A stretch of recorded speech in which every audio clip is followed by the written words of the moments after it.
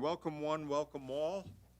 We're going to call this to order, and we're going to start off with an invocation by Roger Gunther, Chaplain, Virginia Beach Police Department. Welcome.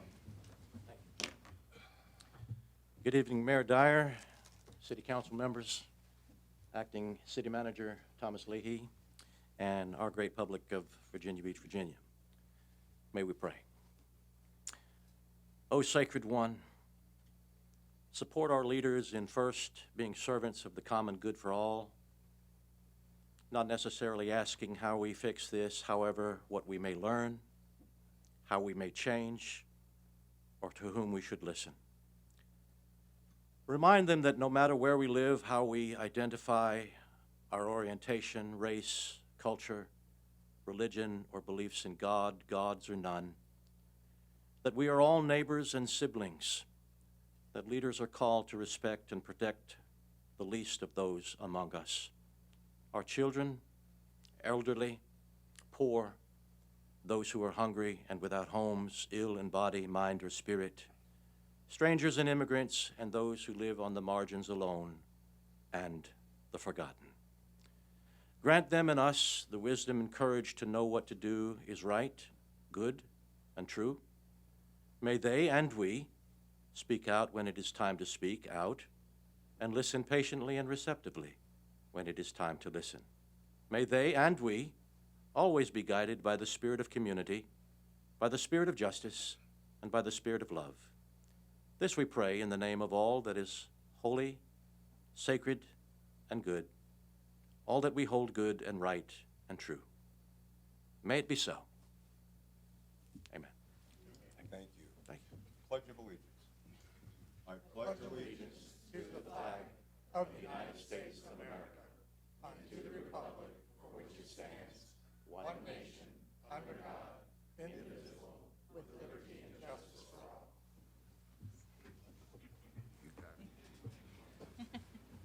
And Madam Clerk, we have a roll call? Okay. I'm asking a motion for certification of the closed session. So moved.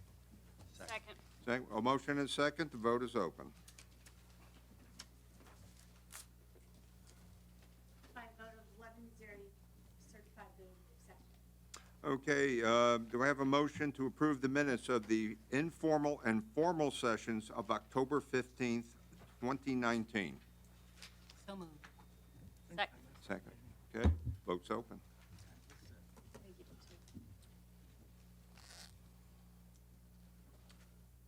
By a vote of 9-2 with Mr. Moss abstaining. I'm sorry, somebody else. You've approved the minutes. Okay, Mr. I just want to note that I abstained. The special meeting was with regards to the dome site, from which I'm prohibited by a conflict of interest ruling for either participating in or voting on. Okay, thank you, Mr. Moss. Do I have a motion to approve the minutes of the special formal session of October 22nd, 2019? So moved. Second? Thank you. Okay.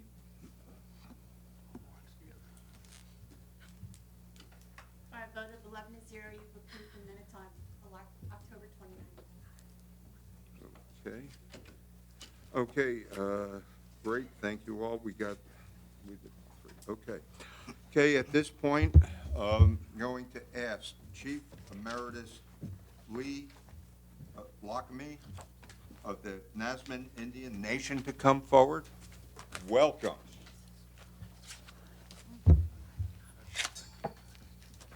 And on behalf of Virginia Beach City Council and the people of Virginia Beach, I'm proud to read this proclamation.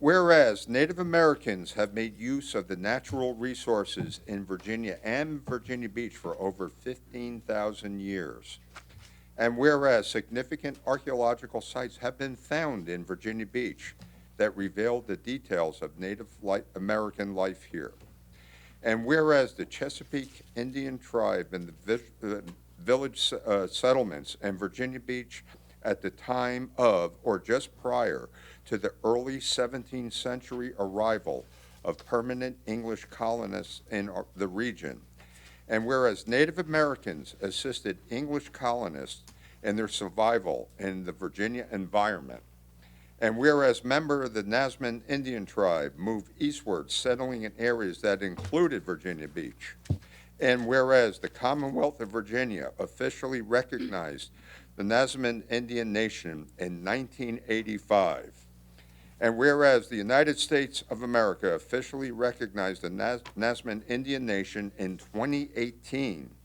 and whereas members of the Nazman Indian tribe played an essential role in Virginia Beach community today, whereas Chief Emeritus Lee Lockamy is a resident of Virginia Beach, and whereas November was first declared as Native American Heritage Month in the United States of America in 1990, and whereas November is also commemorated as Native American Heritage Month in the Commonwealth of Virginia, therefore I, Robert M. Bobby Dyer, Mayor of Virginia Beach, do hereby proclaim November 2019 Native American Heritage Month.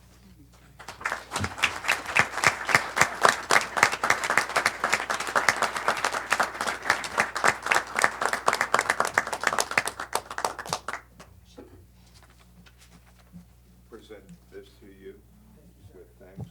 Thank you for being a vital part of our community. Thank you. And Mr. Mayor, I'd like to also point out that Chief Lockamy has been an outstanding member on the Historic Preservation Commission and has really added a lot of value there. And it's been wonderful to work with him. Thank you. Once again, thank you.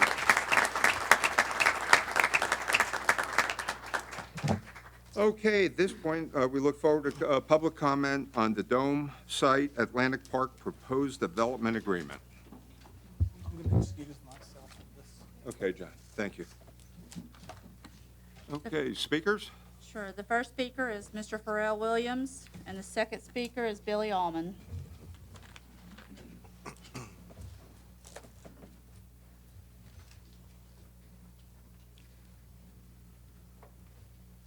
Welcome, Pharrell. Hi. Good evening, Mayor and City Council. Is the clock running already? Go right ahead. Okay. Well, first of all, thanks for having me and having our group. I'm a native. I love our city. I love our state. I love our region. And I think we've illustrated that. If you think about what we were able to do, what we, not me, but what we were able to do with the festival is let everybody know that we're here and we have ambitions and we have the ability to inspire other regions to come together in a way that they had never seen before. And again, that wasn't me. That was the city of Virginia Beach. That was all the people that, you know, are here and wanted something new. But you should know that that festival, aside from our chief I'm nervous because this is new. First of all, I have a whole bunch of people behind me, and this is like a Everybody whole look other over thing. there. And I'm Yeah, hearing you my can go in voice on front of 100,000 people, no big deal. yeah. There's no city council in front of me and an audience behind me, so it's a little weird. So there's gonna be a lot of ahs and ums, okay? But you should just know that like that, aside from our chief of police asking us what he thought we could do to deal with week 17 in a positive way, I got involved with that because initially my first soiree into doing something with this city was the Dome site, which was at Atlantic Park. And, the caveat for me in getting involved in any business down here was we needed to make sure a portion of what we were doing would go back into the communities in some way, shape, or form. Some percentage of the business that we would generate in the Dome site would have to go towards education. And so what happened was, it has been taking a long time, with all due love and respect. It's been taking a long time to get done, and I know it's because it's public-private. But, in the interest of trying to get something done, we've been waiting a long time. So when that festival popped up, it afforded me the opportunity to put the lights going off. It afforded me the opportunity to put that same concept to use, to do something that was benefiting our community as much as it was benefiting us and what we were trying to do. This Dome site is gonna ignite more excitement for people to do more things. We can continue to borrow from other cities and states, but that's just borrowing from somewhere else. We need to do things that are signatory of Virginia Beach to show people who we are and what we're about. And Pharrell, let me ask you this. You brought forward a spirit of positivity with the festival that was really, put us on the map in a strong way. And I also think it proved that if we give people things to do, things go very well at the oceanfront. And I think, can you explain how the Dome site is going to help make the city even more a destination and have, people, as we discussed in the 757, wanting to come to Virginia Beach as a true destination? And not to continue to keep referring to the festival, but, for us, it was like, we want these Fortune 500 companies to consider us. We know we're a second-tier market, but we believe that we are in a very unique position on the East Coast. We're the Middle East, if you will. And that puts us in a very unique position because we're above Atlanta, but we're below New York, the center of the East Coast.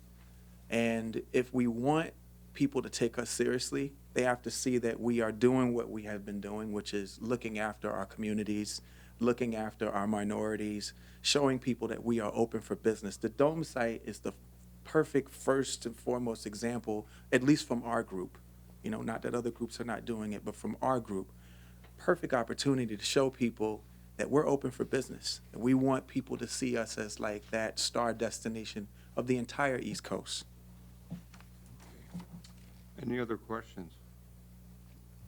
Thank you for letting Pharrell, us do thank that. you. Yep. Aaron, please. Just wanted to say it's been a pleasure and honor to work with you and our city and our staff to really put on a world-class festival here. But I know something that preceded the festival as well as all your projects is your heart. And I just want to say thank you for always having a heart for Virginia Beach and Virginia. And I know you would always say it's not about you, it's about we, it's about us, it's about other. And I think that really goes to the heart of the festival and the reason why it was such a great success. But more importantly, you had the opportunity to travel around the world. And I know you probably already spoke on it, but just touch on why you chose to basically come back to Virginia Beach and invest in it. I mean, we talk about the business, we talk about the social economics of it, but really I think it goes back to the heart of you, how you never left Virginia Beach behind. Can you speak about the project in that aspect? Well, super kind words, Councilman. I mean, we, not me, right? If you turn the M upside down, you get we. We want to do this because I know we can and we should. And this area and this environment is ripe for not just change, because change scares people sometimes, but what about ascendance? We all want to do better. We can do better. We can do more. And in the interest of that word we, I would like for we to vote next week to push this thing through. We. Can we do that, right? I will it's say me really- too, yeah.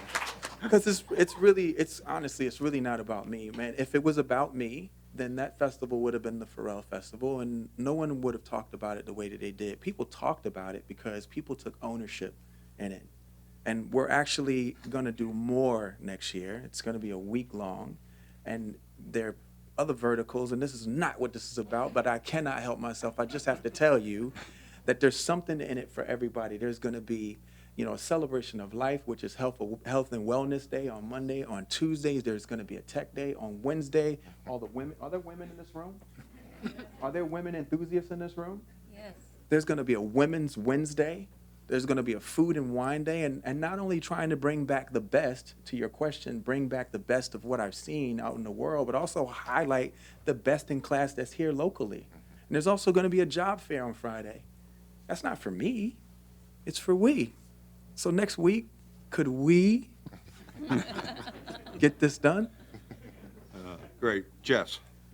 I wasn't planning on saying anything, but I did just want to pass on some thanks. My husband teaches at SeaTac Elementary School, and the garden that you helped expand at that school is the pride and joy of those kids. And every time I go down to that school, I hear, Miss Jessica, can we show you the garden? And I just want you to know that made a huge impact on my husband's environment with teaching those kids, and I know those kids are forever grateful for what you contributed. So I want to use my privilege to thank you for that. Thank you so much, and you should just know that there's also a plan to do over 100 in the next 5 years. And I didn't do anything. I just pointed in the direction to Timberland, another company, that this is what we need, and to see African-American children, amongst other children, picking up, peppers that they had planted and doing something that I would never do, which is bite into a pepper and call it nutritious. It was a beautiful sight, and pretty soon, I can't get into it too much, but you guys will see all of this in a different form, in a different context. But there's a plan for over the next 5 years, I believe, for us to do like 100. And these are the kids, by the way, so I don't really deserve any kind of anything. It was the kids that did the planting, and we were grateful for the opportunity. Okay. Rosemary, and then Sabrina. Just want to thank you from the bottom of my heart for your loving our city and being here and stepping in with the tragedy. And I know that you worked on the videos that went out to the locals, but also to people who would think about coming to our visit us as a destination. And you've just given from your heart over and over again, and we are a grateful city. Thank you. Thank you. And Sabrina? thank you. It's not me. It's really this city. What you guys saw was this city. This city came together. Man, we lost a lot of lives, and we felt really guilty because that building was where we got our permits. But you saw this city come together in a way that I don't think many communities had ever seen before, because they were on such a high and then they hit such a low. And the people who came together, again, those were Virginians. That wasn't me. I'm just one of them. So thank you. Sabrina? So I'd also like to say thank you for being here. Your presence speaks volumes. My question is, how does the Dome site, can you explain the impact that it has on young adults? Because we know, and I was told many times when I was running for office, that we want to keep our young adults here. So could you explain the impact that this project has on our young adults and doing just that, keeping them in Well, first this of all, environment? The building itself is mixed use. The whole entire project is mixed use. So it's not only a hotel, with the wave park, which a lot of youth want to learn how to surf. And for those that do know how to surf, this is a place that they can come and surf. But at the same time, it's bringing some of these other partners that will be tenants in our building, brands that are aspirational for them, to give them a place that they might want to hang out. I mean, we want to, if you think about the combination of the architecture, the tenants, the companies that we're bringing in to partner with us, some of which are going to be experiential. There is an artistic element to it as well. And when you think about it, bringing things like this to a community and into a neighborhood inspires others to say, okay, man, maybe we can step it up, and maybe we can do something that's going to be particularly inspiring. I mean, we only want to erect things around here that are going to be, we feel like, iconic. When you think about Australia, you think about the Opera House. We want to continue to do those kinds of things. What was there was a Buckminster Fuller building, which, in my opinion, no disrespect, should have never been torn down. I mean, that guy is like a legend. But now we've got to replace it because it's gone. We need to put something there that does more than just look good. It actually does something for the community. Thank you. Yes, ma'am. Thank you again. It was very nice to meet you the last time. Likewise. Anybody else? Just want to thank you for taking the time to come here and helping take Virginia Beach to the next high level, and just doing the right thing for the right reason, and for making a great city and wanting to make it even greater. Thank you, and God bless you. Thank you, and thank you for your time. You got it. Thank you.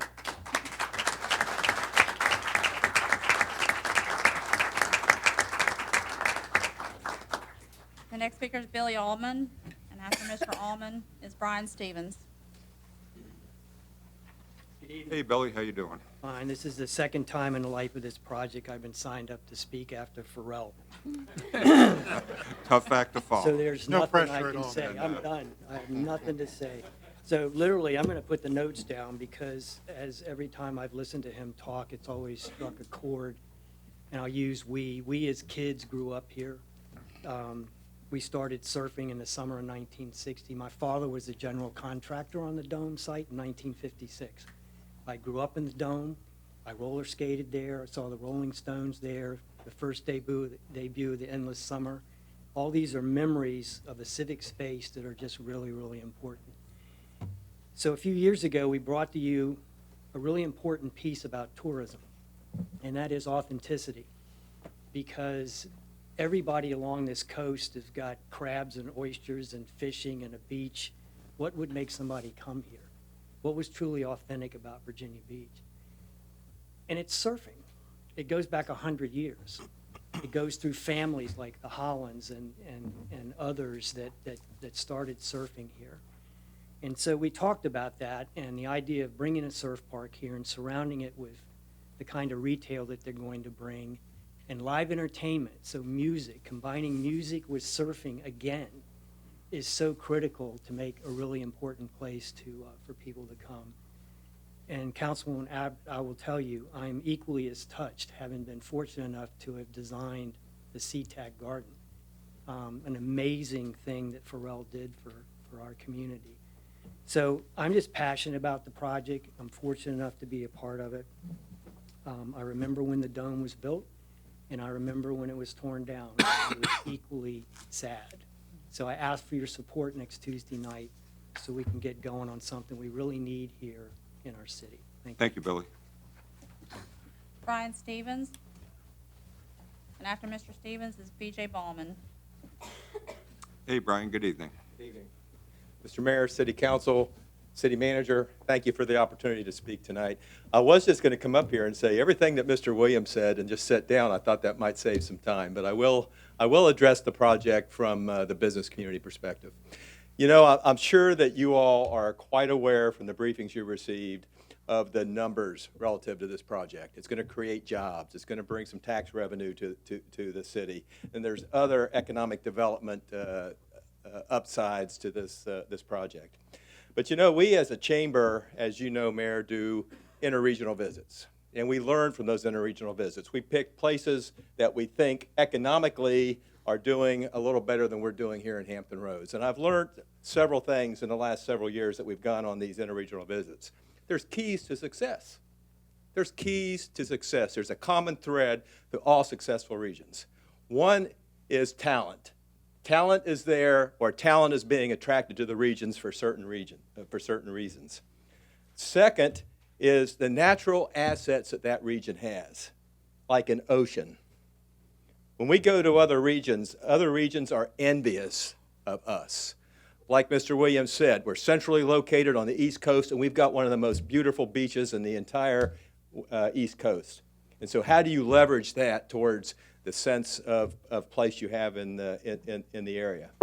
The third is infrastructure. You've got to leverage your natural assets. You've got to build infrastructure that attracts people to your region. The other part of building infrastructure is it creates a sense of place.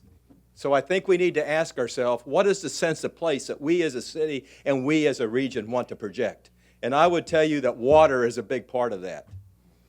And the other thing about infrastructure is mixed-use infrastructure is usually a hit.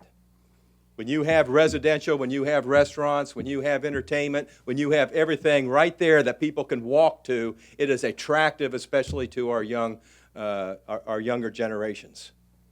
And the third, or the fourth thing, I guess, that we've learned is the value of big, bold leadership. Leadership on the part of local governments. Leadership that says, we are going to make this place something that nobody has ever believed that it could be before. And so, members of the City Council, I ask your support on this project. I ask for some big, bold leadership, and let's make Virginia Beach and Hampton Roads the city and the region that we know it can be. Thank you, Mr. Mayor. Thank you. B.J. Ballman. And after Ms. Ballman is Paul Merritt. Welcome, BJ. Hello. Thank you very much for having me this evening, Mayor, City Council, City staff. I appreciate the opportunity of being here. I was trying to count in my mind the number of times that I've stood before you supporting this project, but I'm hoping that this is going to be it and we're going to have it done next week. First of all, I'd like to thank City Council members and City staff for all of the hard work that they've done on this project. I know that it has been a long haul and that a lot of you have spent countless hours in working towards the success of the project, so thank you for that. I'm representing the Resort Advisory Commission this evening as the chair, and we had taken a position much earlier in support of this project, and our sincere belief is that it is a transformative project for the beach. With the sports center that is going on and the other activities that will be coming forward, this is a project that really is going to transform the entire opinion of what our beach is all about.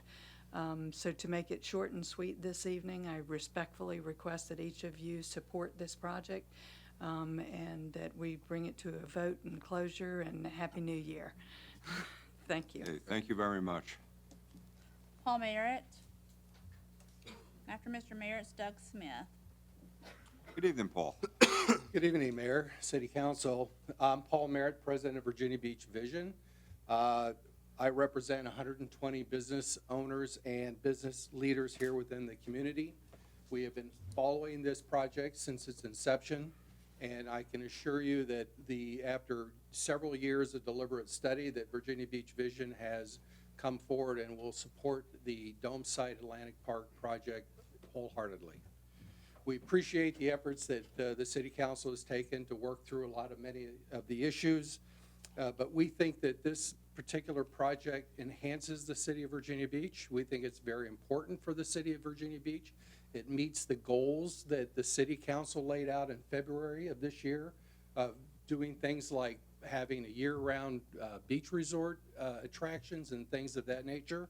And so therefore, we as an organization of Virginia Beach Vision fully support that. The development agreement, we think, has found its way into a very effective way of trying to fill in the gap financing. We also believe that the money that the city will spend will be well spent for the projects that are going to be included as far as the amphitheater and the structured parking and other things of that nature. Venture Realty has been a great partner in this project. They have done everything that the city council asked them to do in terms of transparency. They've held over, countless number of meetings. They've met every hurdle that the city council set for them, and they have done that. We also recognize that this project will bring, over the next 20 years, some $57 million to the city's general revenue, and more importantly, even $49 million to the school budget. So we think those are all great outcomes for this.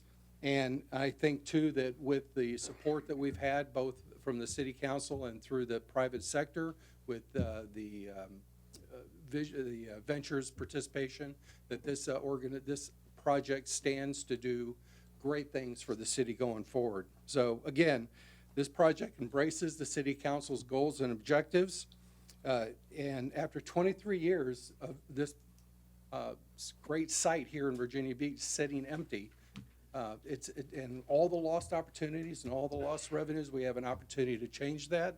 So we look forward to the city council voting affirmative on this project next Tuesday. So thank you very much. Thanks, Paul, appreciate it. Doug Smith, and after Mr. Smith is Russell Lyons.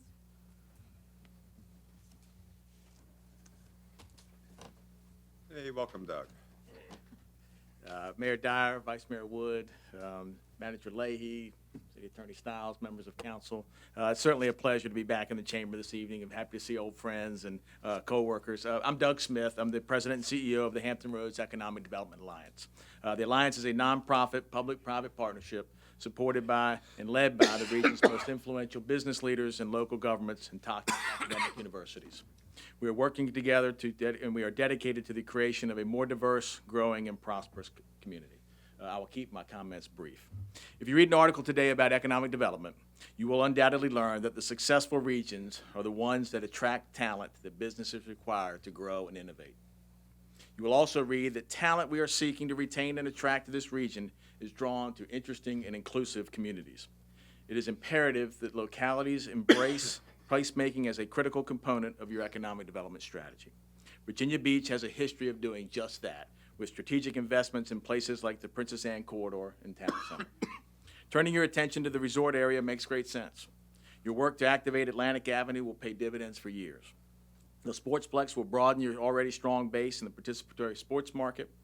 But the Atlantic Park offers an opportunity to truly transform the 19th Street corridor on a massive scale. The team you selected has the right mix of local ownership and national experience and exposure. I encourage you to support this project. It will be great for Virginia Beach, and what is great for Virginia Beach is great for this region. Thank you, and great to see everyone. Thanks, Doug. Russell Lyons, and after Mr. Lyons is Martin Joseph. Good evening, Russell. How are you all doing tonight? My name is Russell Lyons. I'm president of the Virginia Beach Hotel Association, and I'm speaking tonight on behalf of our 81 members, our member hotels in Virginia Beach, and over 170 associate member businesses that rely on Virginia Beach being an attractive tourist destination. The VBHA has been a strong supporter of developing the Dome site for many years, and our board has voted unanimously in support of this current proposal by Venture Realty.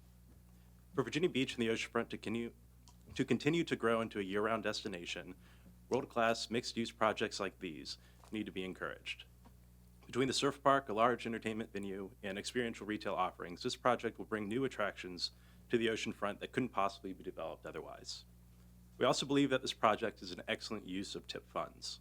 The investment from TIP will all be going to developing city-owned assets like parking garages, street improvements, and the entertainment venue. And like many other developments that have utilized the TIP fund, this project will generate significant revenues for the city's general fund and for Virginia Beach public schools. Finally, I cannot emphasize enough how impressed our organization is by Venture Realty. Not only are they a highly respected local developer, but their willingness to engage the local community and surrounding oceanfront business have been second to none. They have listened to every one of our concerns and have solicited our feedback on any new updates to the proposal every single step of the way. Their openness and transparency transparency should be commended, and they have certainly set a high bar for any future public-private partnerships in the city. So on behalf of the hotel community, I thank you for your consideration and ask for your support for this transformative proposal. Thank you very much. Appreciate it. Martin Joseph, and after Mr. Joseph is Richard Maddox. Welcome. Thank you, Mayor Dyer. Vice Mayor Wood, City Council members, City Manager Martin Joseph. I'm the chairman of the Hampton Roads Chamber of Commerce. And I want to be a little transparent tonight. I invited my 10-year-old son, Grant, to come and join me, and he's really disappointed now that Pharrell was here. He could have been able to say hello to him. But anyway, wow, what a win-win for the business community and also for the city of Virginia Beach to be able to bring a park project like this to the forefront. Just an outstanding opportunity for us to extend our shoulder seasons here in Virginia Beach so that our tourism economy can really continue to grow and flourish. 3,600 jobs for construction and 2,000 jobs will be created once this project comes to completion. The mixed-use development of a Class A commercial, office space, retail, restaurants, luxury apartments, and entertainment venue will allow visitors and residents to enjoy the amenities all year round. This project will transform the old 19th Street Dome site and will also help the peripheral development in that corridor. Look at the success of Topgolf. Look at iFly.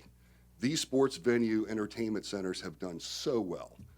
In fact, I remember when Topgolf first opened, they actually set records for their grand opening. And it happened nearly at the beginning of January, some of the coldest times that are here during the year. So I think that really speaks to the validity of a park like this happening. In closing, I just also want to tell you that a couple months ago, my son Grant and I bought brand new surfboards, and we would love to be able to take them down and enjoy them all year round at the ocean front, riding perfect waves. Thank you so much. Thanks a bunch. Appreciate it. Thank you. Richard Maddox, and after Mr. Maddox is Josh Schulman. Richard, welcome. Welcome. For what it's worth, I saw Jimi Hendrix at the Dome. I think I was 13 or 14 years old at the time. My remarks are more geared to the need, what I see as the extreme need for this project. And good evening, Honorable Mayor and Council members. My name is Richard Maddox. My family has owned and operated the Dairy Queen and other businesses in the resort since 1949. This summer will be our 72nd season. I'm a former RAC member, former chairman of the Resort Leadership Council, and a former Beach District Council member. There was a time if you lived in Lynchburg or Roanoke or in Rico County, Virginia Beach was the preferred destination to vacation. Sadly, that is no longer the case. I've witnessed the slow, steady decline of our resort over the last 20 years or so. The sad fact is that our product has diminished and is no longer relevant, in demand, or suitable for our changing world. We have lost market share and visitation. And probably the worst thing is our own citizens no longer view the resort as an amenity for them. I handed out some packets for you, and the first two photos are a random photograph of the resort beach in 1985. The second photo is from the webcam on my business on the 7th last July. Atlantic Avenue is an embarrassment. No sense of place or authenticity, barely economically viable. Much work needs to be done there to create a fertile business environment. The second group of photos are of Atlantic Avenue taken this morning.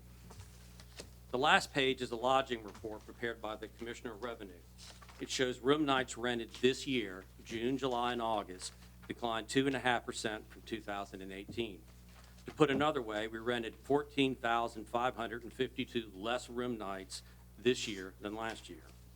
The more troubling takeaway from the report is that July room nights rented have steadily decreased every year for the last 4 years. All of this within the context of our current economy. $2.20 gasoline, the lowest unemployment in 50 years. Other resorts are flourishing, we are not. The Dome site development is a significant step in revitalizing and rebranding our resort. While certainly not the only needed improvement, the project, when completed, connecting to the Vibe District, a redeveloped 17th Street corridor, the new athletic facility, and much-needed parking for Atlantic Avenue will begin the renaissance of our resort town and make us relevant and competitive again. It will dramatically improve our product. We're blessed and fortunate to have Venture Group as the developer, a local company with a successful history of projects as well as a history of doing business within the city. You can't place a value on Pharrell Williams' participation. What he brings to the table, both in talent and the national spotlight, is an unbelievable opportunity for the city. In closing, we have much work to do in our resort if we want to regain what we once had. The dome site development is a tremendous step forward in that effort. Thank you, Richard. And in the long history of the resort, this is a thing we need to do now. Appreciate it. Thank Thanks. you. Josh Schulman. After Mr. Schulman's Linwood Branch. Welcome, Josh. Good evening, Mr. Mayor, members of council, Mr. City Manager, and Mr. Stiles. My name is Josh Schulman. I'm a resident of the Princess Anne District.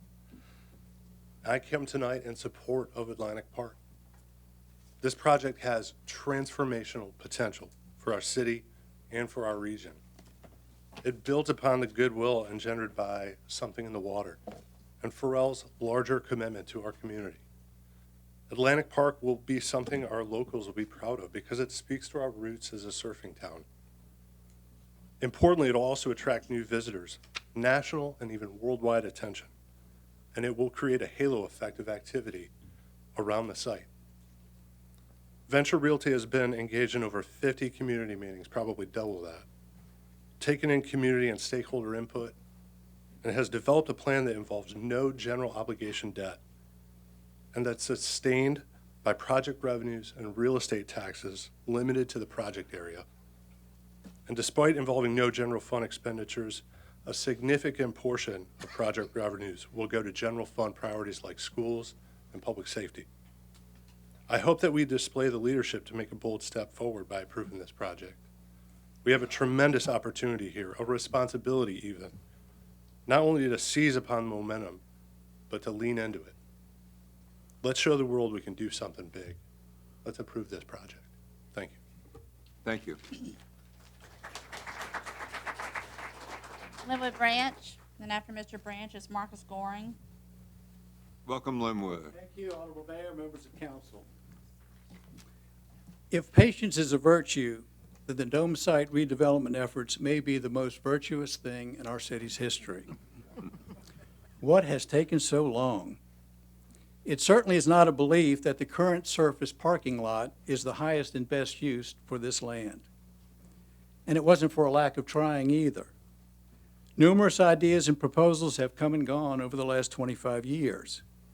The problem has been that no project, until this one, met the necessary list of very high expectations and requirements for this very singular piece of property. Ideally, in order to be approved, any project must not only replace but increase the current 500-plus public parking spaces. The project should, over time, pay for itself and make a positive tax contribution in year one for city and school budgets. It needs to be different from what we currently have to offer, not the same old, and should check off a number of boxes in the things to do for people category, including indoor venues, to further our goal of being a year-round destination. It must be of such significance that it will serve as a catalyst for surrounding redevelopment. The deal absolutely has to be financeable and must have a capable and competent development team. And finally, the project should be as iconic as the old dome. Brochure-worthy, identifiable just by sight as a uniquely Virginia Beach jewel and attraction. This proposal meets every goal listed and is very Virginia Beachy. Surfing, music, and entertainment are big parts of the historical identity of our city. The experiential retail and entertainment will be cutting edge. Having Pharrell Williams involved is an added bonus that will take this project to even greater heights. Years ago, I was one of the people interviewed by a land use consultant hired by the city. As I drove him around the resort, his remarks were unforgettable. This real estate, just blocks from the Atlantic Ocean, is the most underutilized land I have ever seen, he said. Not anymore. This proposal you will be voting on will impact not only Virginia Beach, but also the region and state. It meets all of the expectations developed over the years and then some, and is certainly worthy of your vote. I urge your support for this game-changing development that most definitely has been worth the wait. Thank you. Thank you.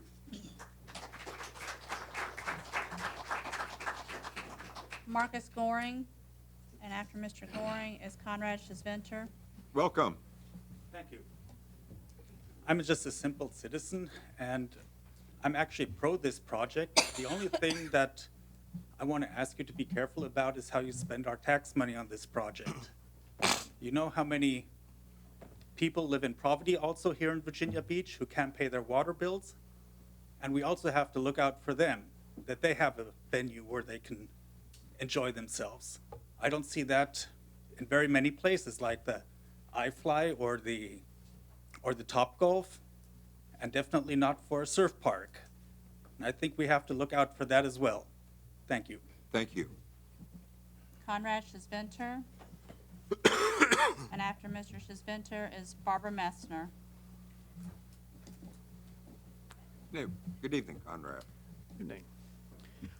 Right now, space between 18th and 20th is inactive, but it has potential energy. You guys remember that phrase from chemistry class? To my knowledge, the plan didn't use any eminent domain abuses to set up. Clearing a private property hurdle I'd have in the old Kilo versus New London vein. It has significant organizational support by the respected Venture Realty Group, which has been above board and transparent in this process. It has a backer and promoter out of Pharrell. Glad I was in the same room with him for the first time. He's one for one and something in the water. And of course, there's tip investment. Tip investment comes down to the last possible hurdle.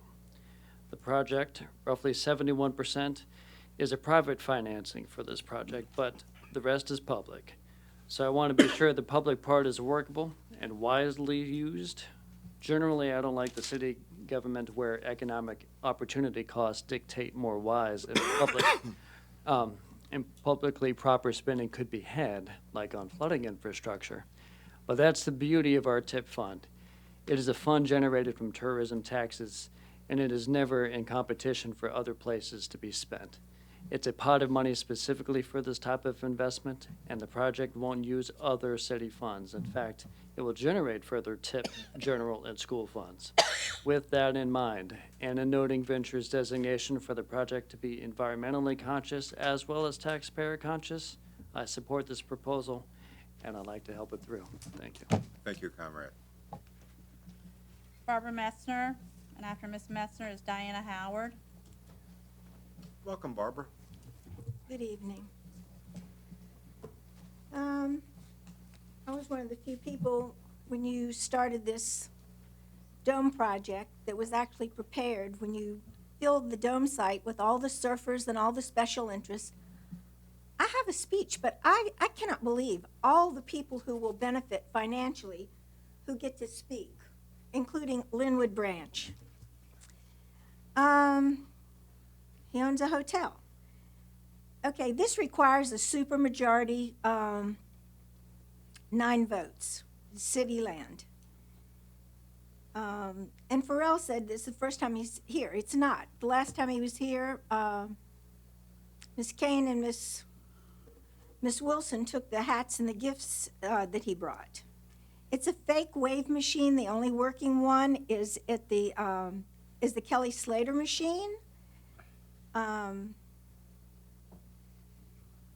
The RAC, everybody that spoke from the RAC, they're appointed by city council. And the insults, every time you take air parking, it's like, oh, it's only a parking lot. Well, the residents here would like to have real parking. They don't want 2-hour parking, 3-hour parking, having their cars towed. You know, we should have real parking here. We don't want parking garages. The parking garages are for the 9th Street is for Burlage Management. 31st Street is for Bruce Thompson and his people. This will use CIP, capital investment funds. That's taxpayer money.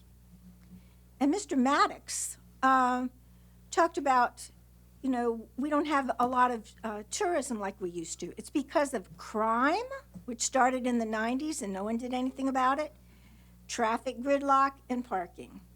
And Pharrell will benefit because he's going to do the booking. And we gave him $250,000 last time to put on the show, and you're giving him even more this time. Plus free,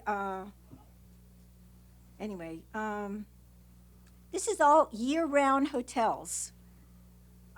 Year-round filling hotel rooms and timeshare.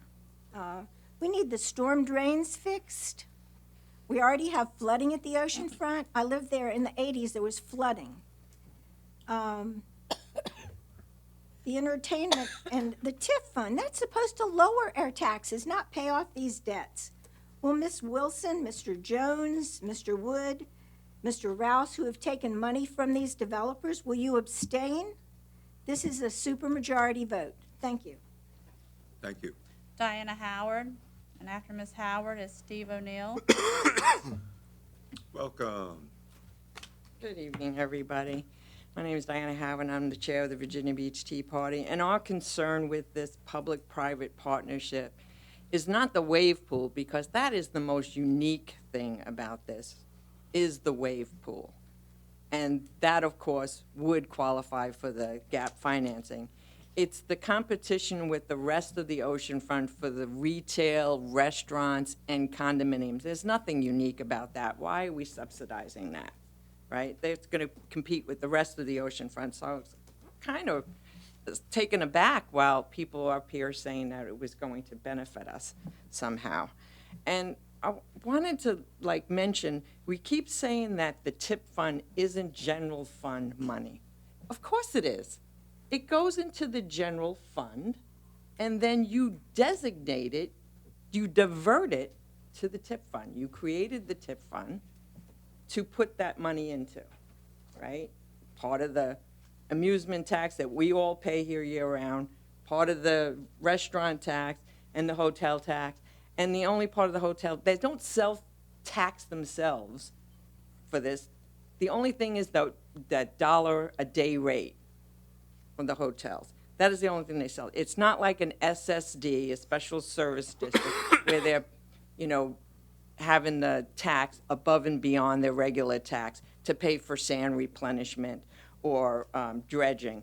It's just like the money that you've taken and you've done your revenue formula for schools. It's the same thing. You've decided these revenues are going to go to schools, and you've decided these revenues are going to go to tourism. It's general fund revenue. You took the money from the real estate tax and gave it to the ARP. You've done it for the open space, and you've done it for light rail. And then when light rail went away, we put that to other things. So, it is general fund money. You've decided that tourism is more important than the rest of the city. And so you just keep putting it back there. And also, there's this proposed development area. It's not just for this dome site right here. You've got this big yellow line around it, right, for proposed development later. The developer can buy more property or obtain more property in there, and they can also apply to do a special service district for them. And then we'll have all these town centers there that all just pay for themselves. And what about the rest of it? I'm glad they're not getting all the tax revenue from the sales tax, and that the education is still going to get it. But what about the revenue stream for stormwater? I thought you all said that that was supposed to be a priority. Thank you. Where's that revenue? Thank you. Steve O'Neill. Steve O'Neill. Tim Worst. And after Mr. Worst is Andrew Jackson. Welcome, Tim. Good evening. Thank you for allowing me to speak tonight. It's nice to be here. I think that it is a given that this thing is going to be passed. Nobody is going to surmount the effort that Pharrell has given. And and you can see by the folks that are here tonight and speaking. I had the pleasure of talking to Mr. Culpepper this afternoon on the phone, and I think as a developer and a person, somebody who is a good guy, who is a local, and is humble, and has the lookout for the best of all of us. We talked about a number of things, and not just how great he thinks this dome project will be. I want to go to one of the speakers had talked about reaching the goals and the objectives for Virginia Beach. And that number one goal for a lot of people's tables at that little information meeting we had at the convention center was flooding, and to keep our eye on that and make sure that we don't put ourselves in a worse predicament. And so I look at this project and I have that glass half full look at it, as in I want the best for it, because then it's going to be the best for Virginia Beach and the money that comes into our budget for everything that the entire city needs, not just the oceanfront.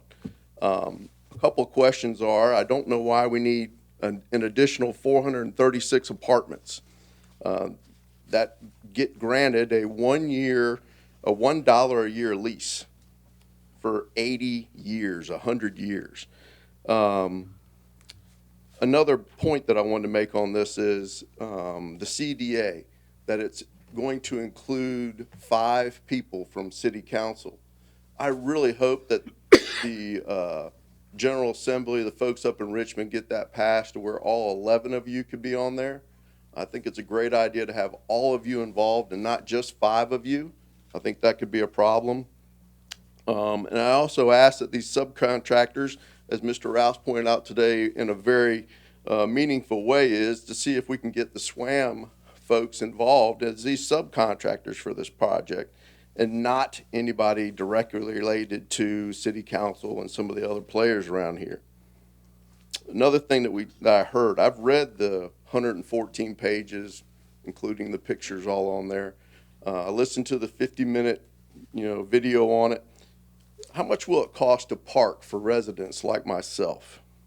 It's part of our tax money, and that's why I thought of it. And the debt, last but not least, is the debt. We had to do this CDA because the debt we can't afford.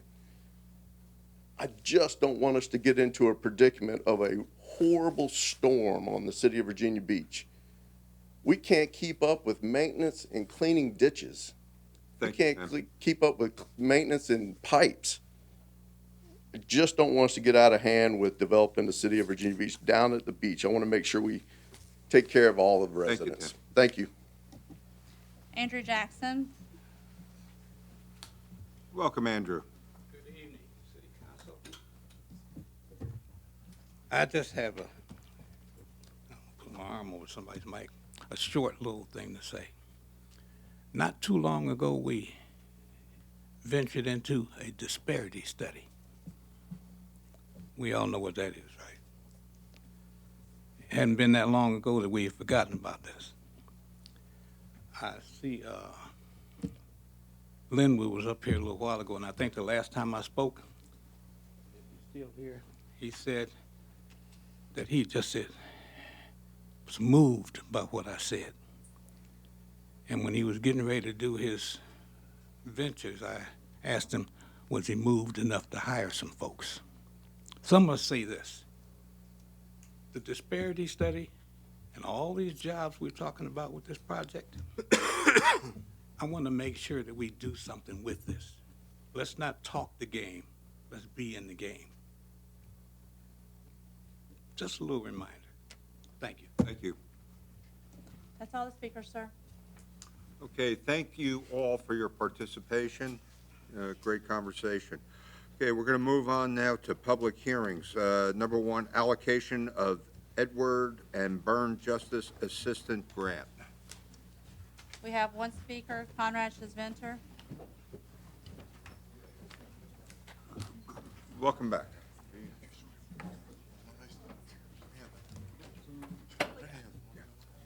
Now, this topic comes up again in Ordinance 9, letter A. I support it. The reason why I do is why I also support tonight's ordinance is 9A for VDOT financing of capital project, ordinance 9B to allocate this grant, all of ordinance 10 regarding FEMA money, and basically all of 11 with Virginia Department of Emergency money. See, Virginia Beach and the state of Virginia are two governments which use dollars and thusly need to tax citizens to get the revenue. The U.S. government creates currency, so it merely needs to spend it into existence. Tonight, you're allocating this justice grant and FEMA money and all the other grants. I endorse these because the city doesn't need to tax in order to get it. Same with the Virginia grants.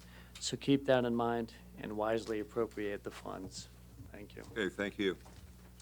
That's all the speakers on that item, sir. Okay, moving on to the second public hearing. Okay, amend to federal fiscal year 2019-20 capital budget appropriation of $9 million for domes. Sorry, John. The dome site development acquisitions.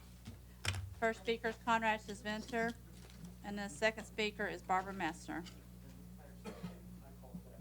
You don't want to speak on that? Okay, thank you. Barbara? Barbara Messner.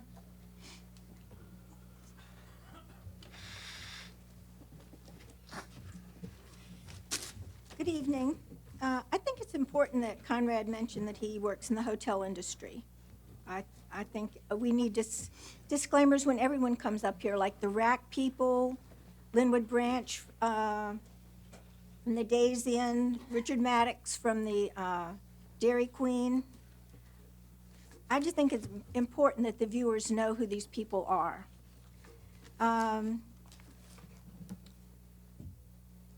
Appropriate $9 million more. Where is this money coming from? Why don't all these people, look how many speakers you had. Why don't they buy their own land? Why don't they finance their own projects?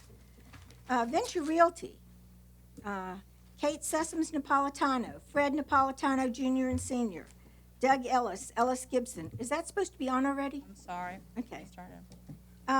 The dome and the arena, which we went round and round about, that's in a jet crash zone. I'm sure you're familiar with the Mayfair Muse jet crash. You know, the Navy, they're not saying anything. Y'all have a lot of projects you work on together. But this is mixed use, which is catchphrase for HUD. And Mr. Moss brought it up before. He thinks it's okay that we use HUD money to have people that work at the oceanfront, and there's no parking for them to have affordable parking. He said low income. The dome will also have historic credits because the dome is historic. That's why you have that stupid tacky draped dome thing over it. I mean, this is outrageous. Outrageous the way you spend money, and I appreciate the few speakers that did show up today because the weather's terrible. Thank you. Okay. That's all the speakers, sir. Okay, thank you. All right, before we move into the consent agenda, some ordinances and resolutions have only one speaker and would ordinarily be on consent. We will call speakers now before we vote on the consent agenda. These are just folks that are the only people that are against moving forward. So if we could call Conrad. Conrad Sisventer would like to speak on item 4A, scooters.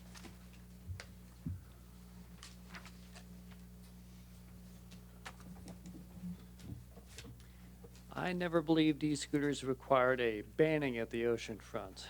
If the franchise agreement can allow them to return, that's a good thing. Step up some safety regulations, sure, but create the agreement and allow the scooters, por favor. Thank you. Thank you.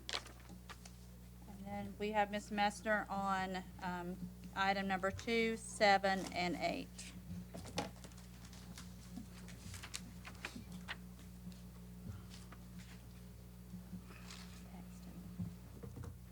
K2, Yes. Okay.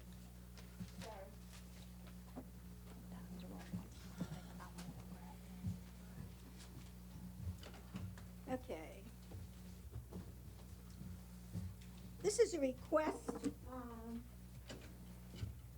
from the General Assembly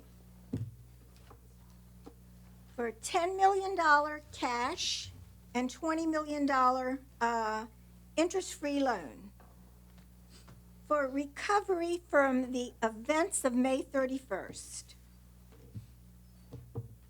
I'm sure, I mean, the wording you use.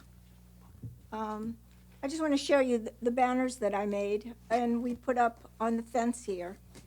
And to remind you to honor and respect these people, not to exploit them and not to keep taking money in their names.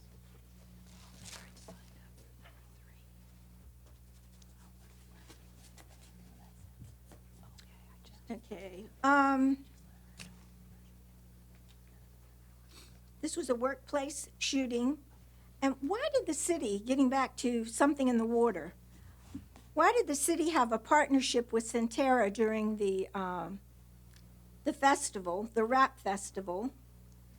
A shooting drill, a mass shooting drill with Centerra. And now we have a Centerra center. Centerra doesn't even have a level 1 trauma center in the entire city. And the city of Norfolk and Virginia Beach keeps partnering with them on other projects. We need level 1. A lot of lives could have been saved from the shooting. And I don't know if you noticed the article about that horrible car crash, that gentleman at Hilltop. You know, our roads are horrible. They're dangerous. We should not have car crashes every day and fatalities all the time. Why didn't the city have a balanced budget without debt and with fully funded health care and pensions for all workers? Why are you having paying $400,000 for an independent investigation and having the city auditor involved in this? We need to get back to basics, public safety, and public health. And you need to honor and respect these people. Thank you. Was that, did you want to speak on any other items, Barbara, the K7 or K8? There's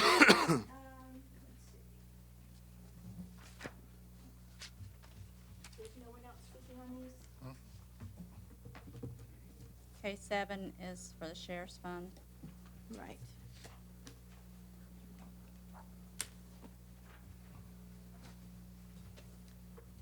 Yeah, I'm speaking on these because, as I've mentioned many times about the budget, why do we have a budget and then you're transferring? This is nearly $250,000, $225,500 of fund balance from the sheriff's office to replacement of something else. It's just you're constantly moving money. Why do you have a budget and then every single meeting you move money around, especially the size of this money?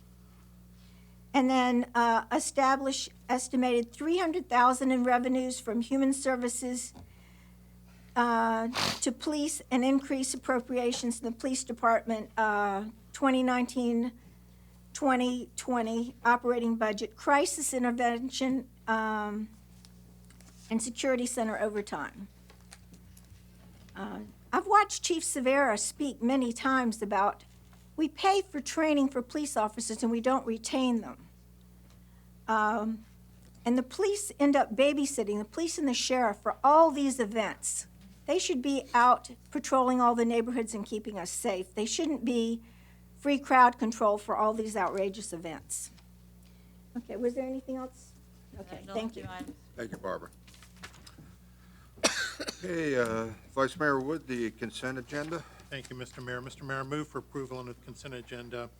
Item K1, resolution to appoint Jessica C. Cope as Associate City Attorney effective October 24th, 2019.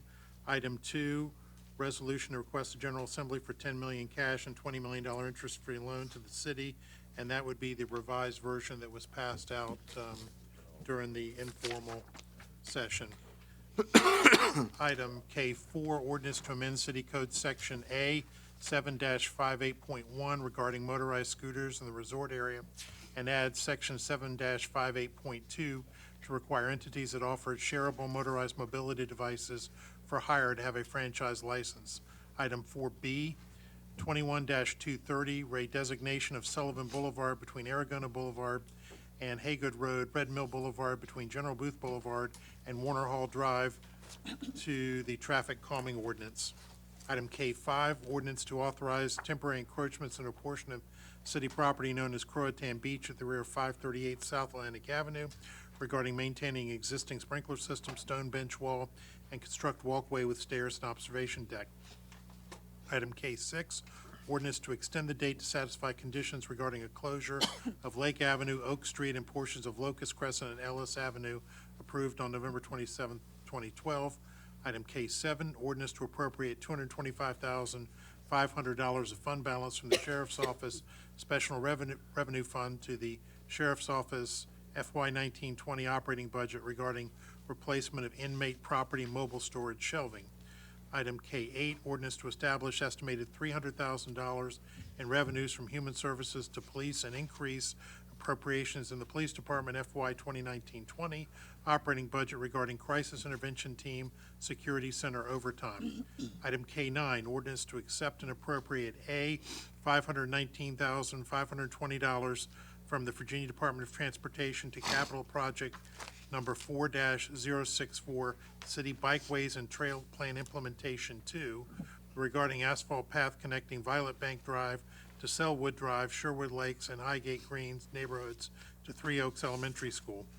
Item 9B, grant funds totaling $80,125 from the Edward Byrne Justice Assistance Grant to FY 1920 operating budgets of the Sheriff's Office, Police Department, Juvenile Domestic Relations Court, Community Corrections, and Pretrial Services Division.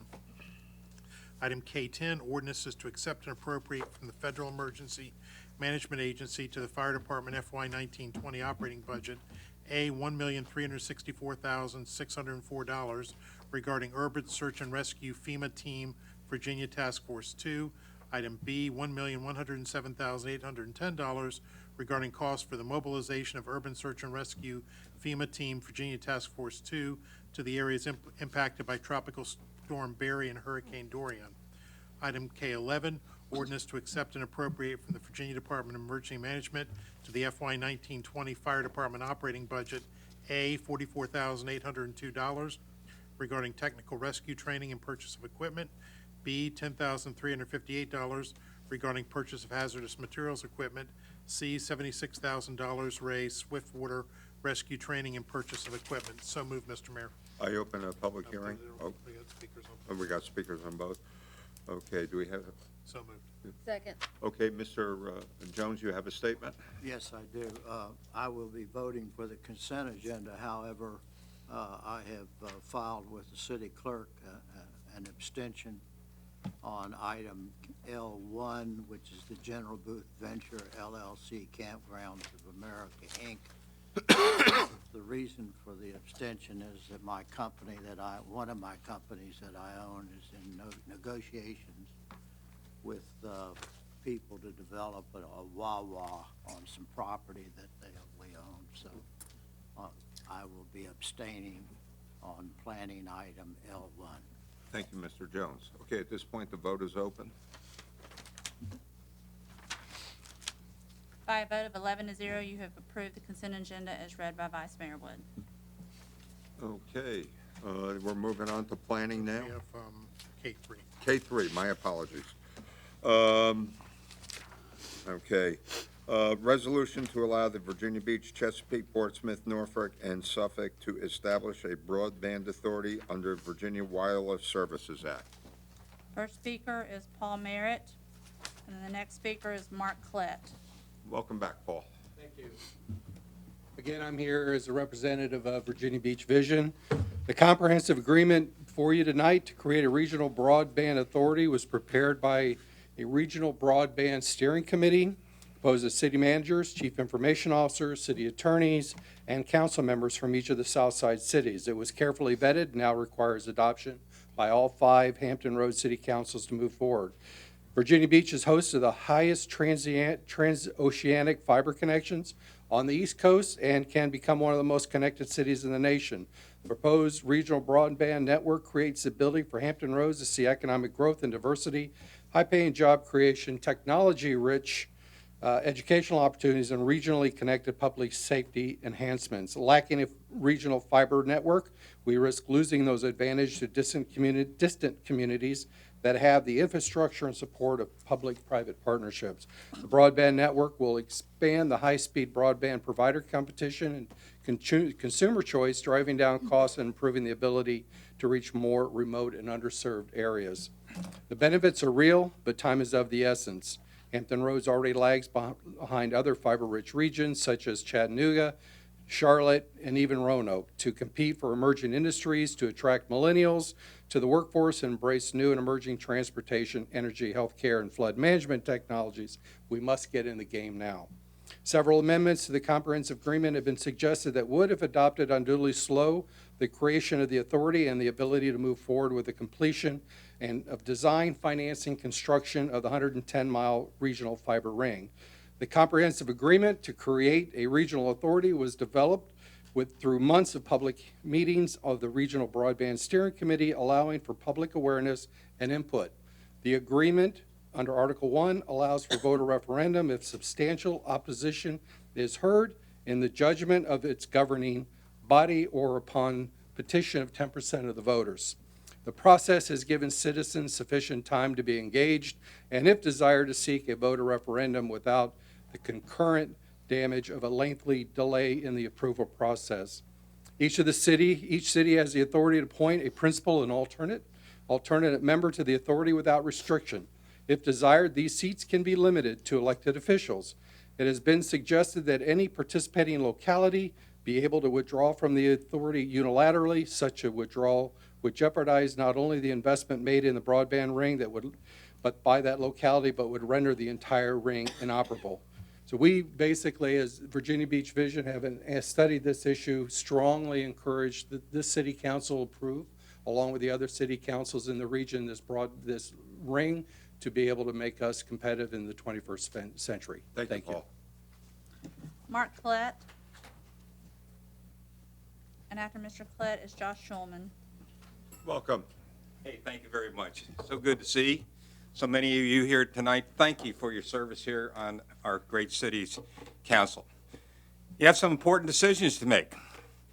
We have an opportunity to create the future here, a broadband authority that will open up the internet access to better, faster, cheaper services throughout the region, not just here, but the entire region. It's been in planning for 4 or 5 years. I've been on many volunteered many hours of my personal time as a broadband expert. My company is Click Consulting Group, and we do things all over the world to put networks together. Here is the opportunity.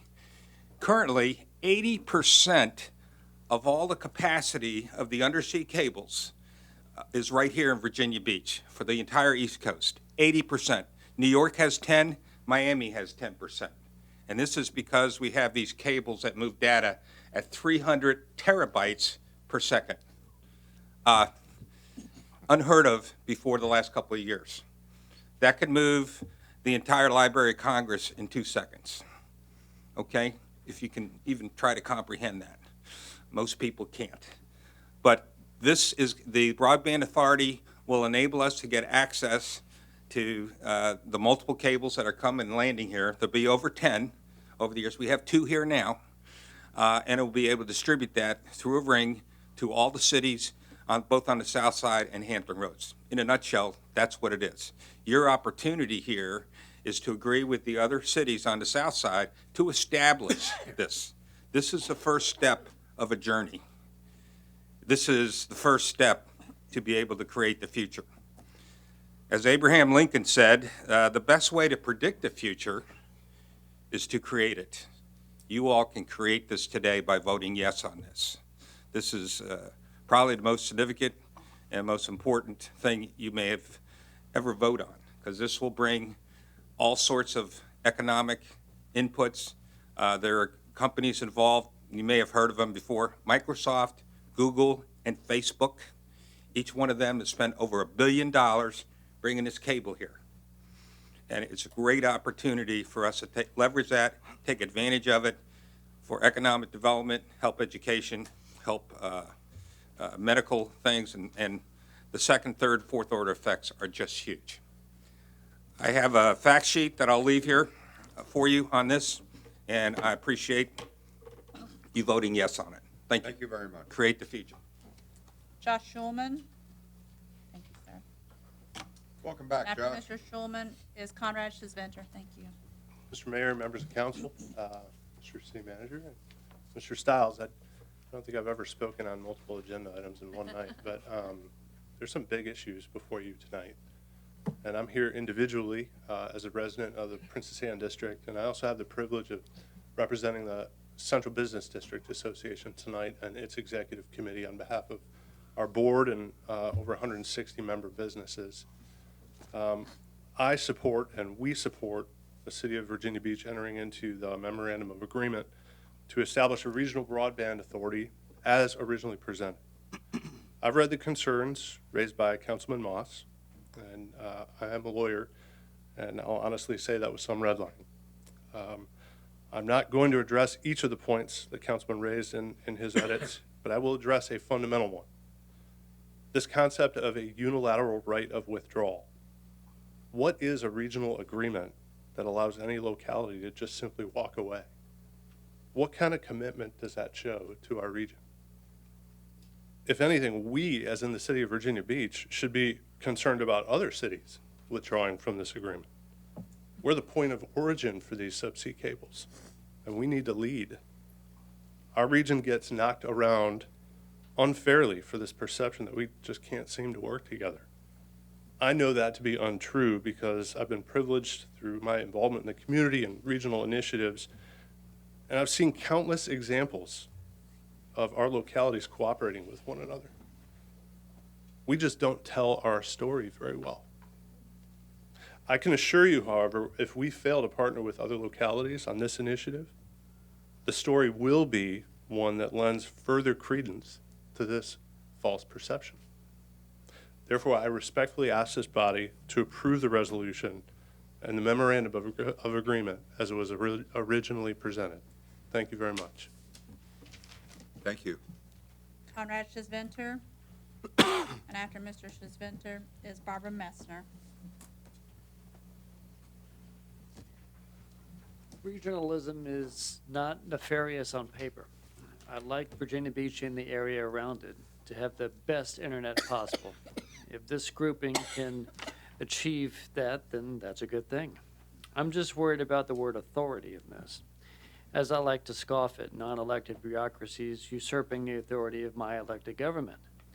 So while I generally support this, I ask you not to lose the teeth you all have in internet decision-making. Thank you. Thank you. Barbara Messner.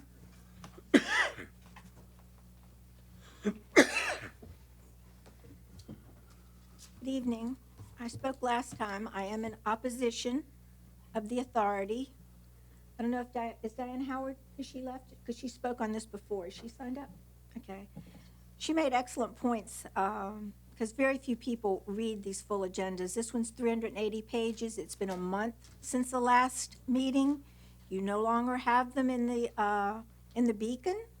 Everybody doesn't go online. You're talking about making things accessible to everyone. Everyone doesn't want to be online. As far as the partnership, we've already invested a lot of money with the Spanish undersea cable company, Sanjay Cortofino. I'd like to know how this is going to affect Cox and Verizon, who we've talked about, and how much we pay. How much will this cost the taxpayers? I don't think everyone's doing it for free.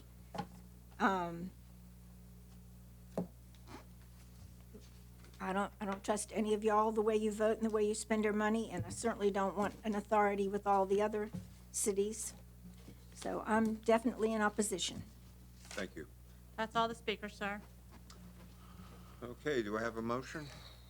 I'd like to move that we approve the Articles of Incorporation, which, just want everybody to know, the only thing we're voting on tonight is the Articles of Incorporation. We're not voting on the comprehensive agreement tonight. Okay, do we have a second? Okay, open for discussion. John? I understand we're only at articles, but the comprehensive agreement isn't something that we get to ratify once this particular thing is agreed to. But first of all, let me put the rest, this was not well vetted. But let me start with my remarks and put them in the proper context. My remarks focus only on the reasoning of my own vote. My peers like me are only accountable to you, the public, as a collective judgment. I took an oath of office, like many of you, to uphold and defend the Constitution of the Commonwealth and of the United States. The two most fundamental principles of our form of government is what? That our liberties come from God, not from government, and that the people are the sovereign holders of power, and we just exercise it with their consent. This particular agreement, by not giving any community the right to unilateral withdrawal, really is, by our vote, giving away the sovereignty of beach residents to control their own destiny in the future by their charter. Now, someone says, who would join an agreement? I think we just left an international environmental treaty by the act of the president, because what? We have to give notice. A local regional body which we have the right to withdraw from is what? SIPSA. We can walk away from the people who do our regional trash. But is it walk away and not pay our bills? No, there is a cost and a structure and a procedure by which that unilateral action on our part has a cost. But it is an option we still have. And to suggest that this agreement and its Articles of Incorporation could not include that very same provision and the cost and a disposition of assets is a false choice. But let's get back to the well-vettedness of this, because I went and got a chronology of how this got started. Well, back in the March 17th of 2015, we had a resolution directing the manager to explore the Broadband Authority, which I agree to and think is great. The governance structure is flawed, and it takes away our sovereignty as a people in Virginia Beach. Then back in June of 1515, that was the 15th of the month, we had a broadband task force was created, not ours, but this task force that took place. On the 16th of January of 16, we saw the broadband strategy. Again, no details about governing, no details about allocation of cost, no details about investments, just conceptual. Then on the August 11th of 2017, we got a regional broadband strategy presented to City Council again. Once again, no details out of the government, no details as to how they would work, no Articles of Incorporation were provided at that time. Then on the 17th of October of 17, Chesapeake adopted a like resolution. Virginia Beach adopted one that same day. And on 10/27, Portsmouth got a letter from the mayor supporting the regional broadband initiative. Again, no details. Then on 10/30/17, Suffolk did the same. Now 5/24, that's now 2 years later, 2019, we got a briefing on the regional connectivity ring briefing document. Again, no details on the governance structure were provided. In fact, no business case analysis was provided either. But then we go on, and then you get now to the 3rd of September was the first time this city council ever saw the document we are voting on tonight. The 3rd of September. And we were informed then that they would have to have 3 published notices.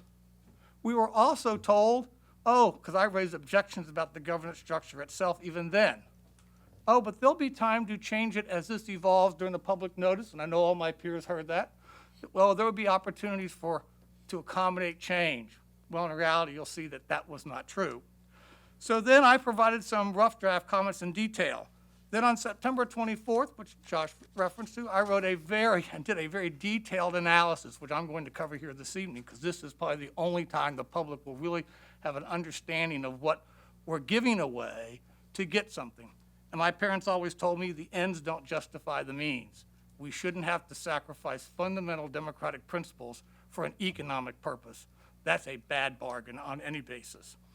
So then we get this, and we have the publications. We don't talk about it again ourselves until October, when I got on the informal agenda. It wasn't until October 25th that the city manager provided this council, after the public hearing, the detailed information about the business, the connection, the cost and investment, and even that fell short of being comprehensive. So get this, we get the proposal on the 3rd of September, and the details, it's flawed. We don't get the detailed answers to our questions till the 25th of October after the public hearing. Now tell me how well vetted this particular instance is with the city council. Furthermore, you have to understand that when this came to us in September, and I asked, well, how did this get here? Well, this was the former city manager and the staff had all these discussions, but council wasn't a party to this. There was never a council liaison, people bringing this forward to us in a formal session saying, so this gets delivered really as a fait accompli, but is marketed as, well, we have a chance to modify it. It just wasn't true. So what are some of the concerns? This body, if people remember HR TAC when it was created, they wouldn't give people a right to speak at their public meetings, how hard we had to fight. There's no provisions in their article of incorporation that makes this body in any way measurably accountable to the public to whom it serves. It doesn't even show what the cost mechanism, what business would divest of an asset, even in some kind of regional business, and not have weighted voting proportional to your economic contribution, where 3 other people can impose on us a cost, and we can't say, I don't think that's right. So we're going in being the biggest contributor in terms of financial infrastructure, but we don't get weighted vote as we get with other organizations, and we don't get any protection against them issuing debt for which we are responsible. And to adopt something with such vagaries, if you were sitting on a board of directors of a company, you would never approve this document. Your stockholders would probably take you to court for failing to do your fiduciary duty. This is a good idea, but not on these governance terms. We are abandoning our citizens' protection against someone who can assign cost. Now, we obviously have a private competitor with Cox because they were here and spoke, but this sense of urgency, I never forget, I worked for an admiral once, had a sign over his desk. Your failure to plan is not my emergency. Well, your failure to vet this with the group that really counts, which is this body, and deliver this as a fait accompli, the city manager can't provide us answers until about 2 weeks before this vote. The public's never seen all those answers. They didn't have a chance to comment at the public hearing. How legitimate is that process? How well vetted is this document? Regionalism is important, but as a phrase from a Pygmalion, Bernard Shaw, at what price salvation? I mean, at what price do you pay for this regional document? Do we give up the fact that it's codified, that they have to hold public hearings on their budget? Does it take unanimous? If it takes a unanimous vote to leave, it should take a unanimous vote to issue debt. Where's the protection to the Virginia Beach taxpayer? Where is the protection of retaining and maintaining the sovereignty? Regionalism, like in a business partnership, shouldn't be asking any partner or any partnering city to subordinate its own ability to affect its future if it deems to be a change and depart that to someone else. We don't go to the United Nations and say, you know what, if the majority of the country say this, we're going to go with that. No. No one would do an agreement without an exit strategy. That doesn't mean they couldn't keep the assets that they have, but it doesn't mean we don't have to have provisions for public meetings. We don't have to have provisions for public streaming. We don't have lots of making their records public. All these things, how that's going to work. None of that's in here. None of that was an HR TAC. Major flaw. We got to have a lessons learned from that experience. We don't have to sacrifice fundamental principles of government accountability for economic gain. And the day that we think that that's a fair trade is a day we have really rejected the founding principles upon which this nation was formed. And I just don't think that we should be doing that. I understand all that, but as you know, I understand that commerce doesn't follow the flag and commerce knows no loyalty. That international trade shows that. But we as people on this body should take our oath seriously, and I do. And I shouldn't have to sacrifice. And I'm sorry that the former city manager, but I'm not surprised, would come up and consent to a document which did not provide for that. But the fact that this was all done without our knowledge until the 3rd of September, and then to say it's well vetted, I just want the public to know it wasn't well vetted. It was well vetted among the economic interest and the city manager and the staff, but not this council. And the public did not have full benefit, and I suspect they still won't, because those 25 October letters still left questions unanswered. But the devil is in the details, and the details of this document show that it is fundamentally flawed, and it shows that the process was flawed because there was no elected officials involved in the front end. Because I can't imagine, I hope I can't imagine, I'm still stunned that other councils would approve this, but I've read it, I've dissected it, and I've measured it against fundamental principles, and it gets a failing grade. Thank you. Aaron? I would just say, our future is working together. The public will benefit from this regional broadband ring. And I prepared some remarks on why I support the Regional Broadband Authority. Now, I have traveled our city, I've traveled our region, I listened to the youth, young professionals, our seniors on why our region lacks the common unity to improve its conditions. Conditions like the regional transportation, flooding, jobs, careers, to name a few. I've heard remarks as late as yesterday on Veterans Day about the lack of career paths in our city and region for those with a family or planning on starting a family. This regional broadband will expand affordable services to small business community and create the bandwidth to support big data research incubators, accelerators, new startups, opening career paths like software developers, computer system analysts, information security analysts, database administrator, web developer, computer network architect, and many more. Not to mention a regional broadband ring will support private internet service providers' ability to reach underserved and unserved neighborhoods. It's my belief and vision that this regional broadband will be vital to our city's future and economic vitality and to our region's economic vitality. More important, this ring will bring together our region and provide common ground for us to work together and pursue common issues.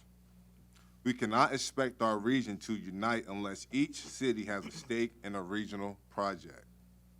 Each city must have a clear sense of identification and a belief they are participating in a cause worth investing in. This is that cause. The public will benefit from this.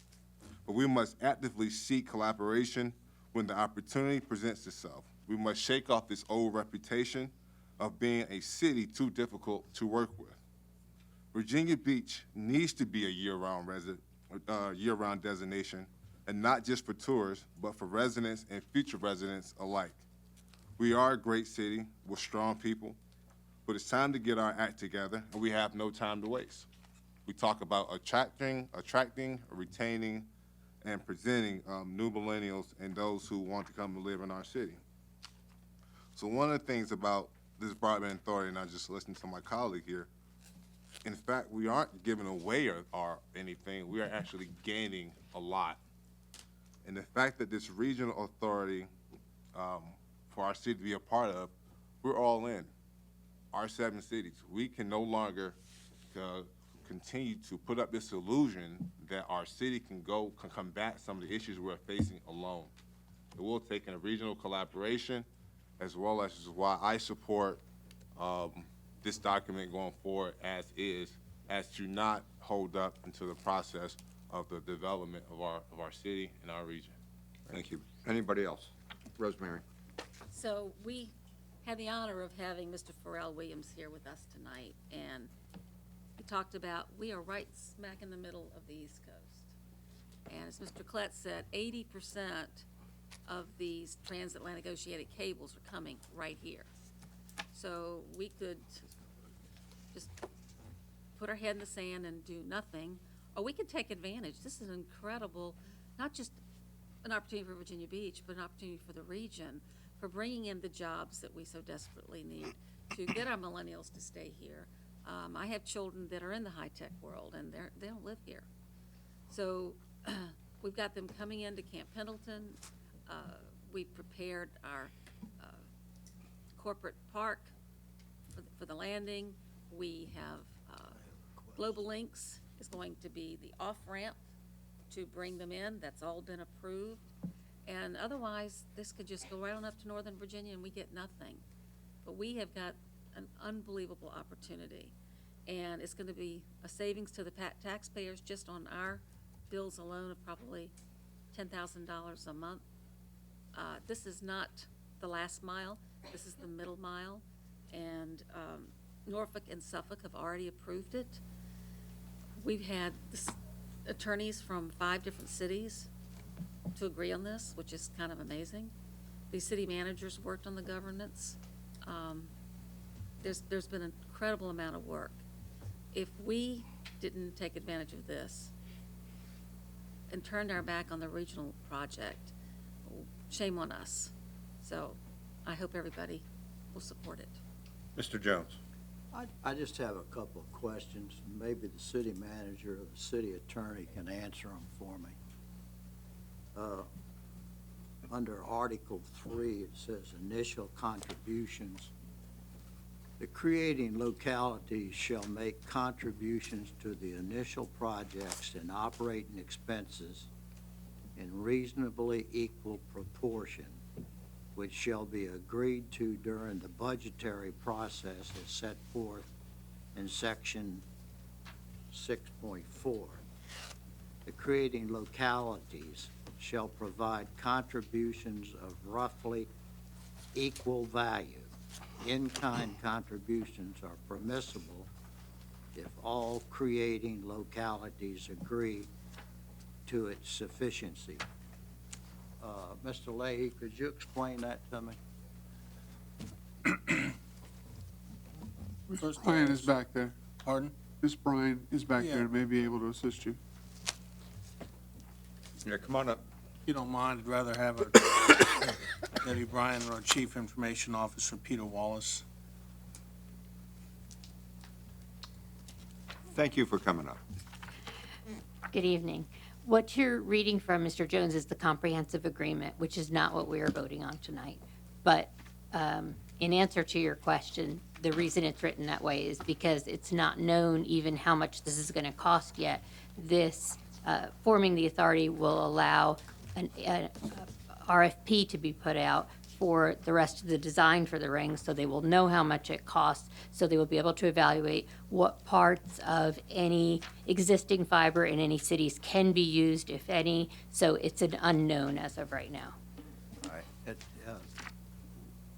What do you know what it is contemplated that we are going to contribute to this project?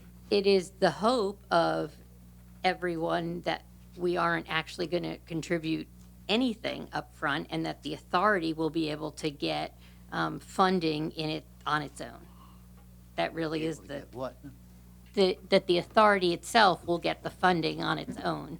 The only thing being contemplated right now from each city is an additional $200,000, I believe, that each one of the cities will be putting in to complete the rest of the design.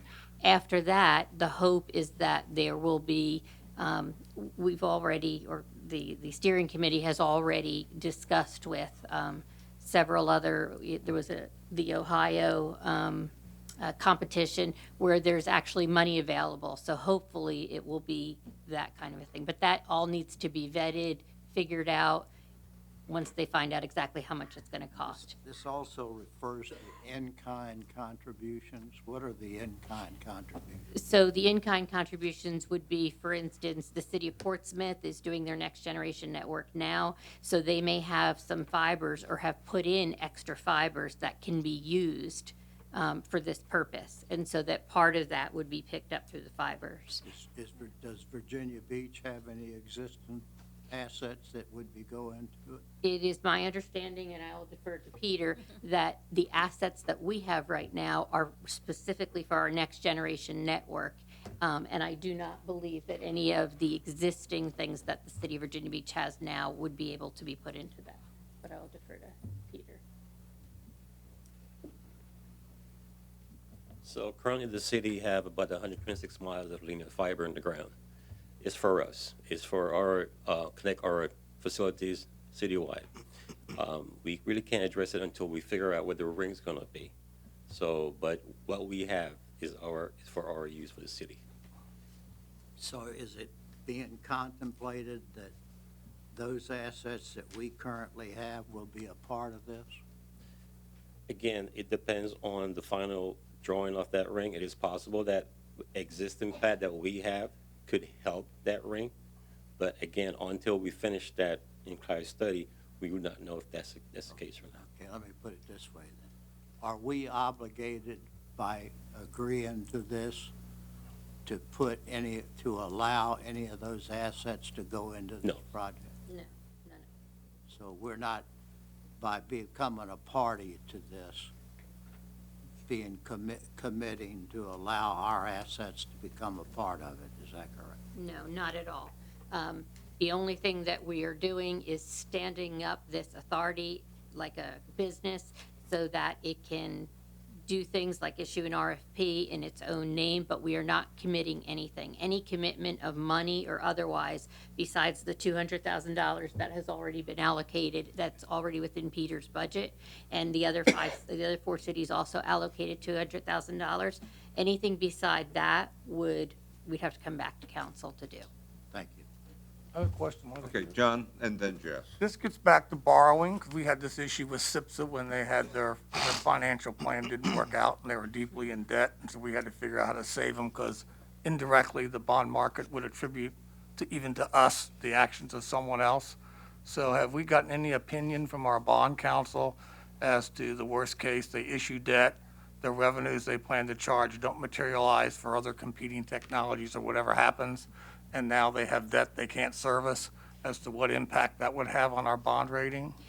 And that, we probably have, you can grab that. If you have the authority, I had sent out the statute that has the. Well, I read it where it says we're not legally liable. It would be section 20, it's subsection 20, where it specifically states that any debt or bond or anything of the authority does specifically not go back to the cities. Well, I know that's true, but when we had the Virginia Beach Development Authority, before we had an agreement with them, and they couldn't pay their bills at 31st Street for that property, we're going to go into bankruptcy. I remember when I was on council that time, as was Ms. Henley, and I think Mr. Jones might not have been here at that time, not certain. We were advised at that time that even though they were separate and had no legal obligation, the fact that we let them fail and go into bankruptcy would have a secondary impact on how we were looked at by bond rating agencies, notwithstanding that we had no legal obligation. So I'm asking again, 'cause that was the same issue with SIPSA when they had their financial issues, where we have a unilateral right to walk away, but also we're told that that could have an impact on our bond rating independent of our absolute legal obligation. So have we asked that opinion, or are you just We speculating? have not, no, I'm just going by the code section. All right, thank I you very don't know much. that. Jess? I have a question and then a comment.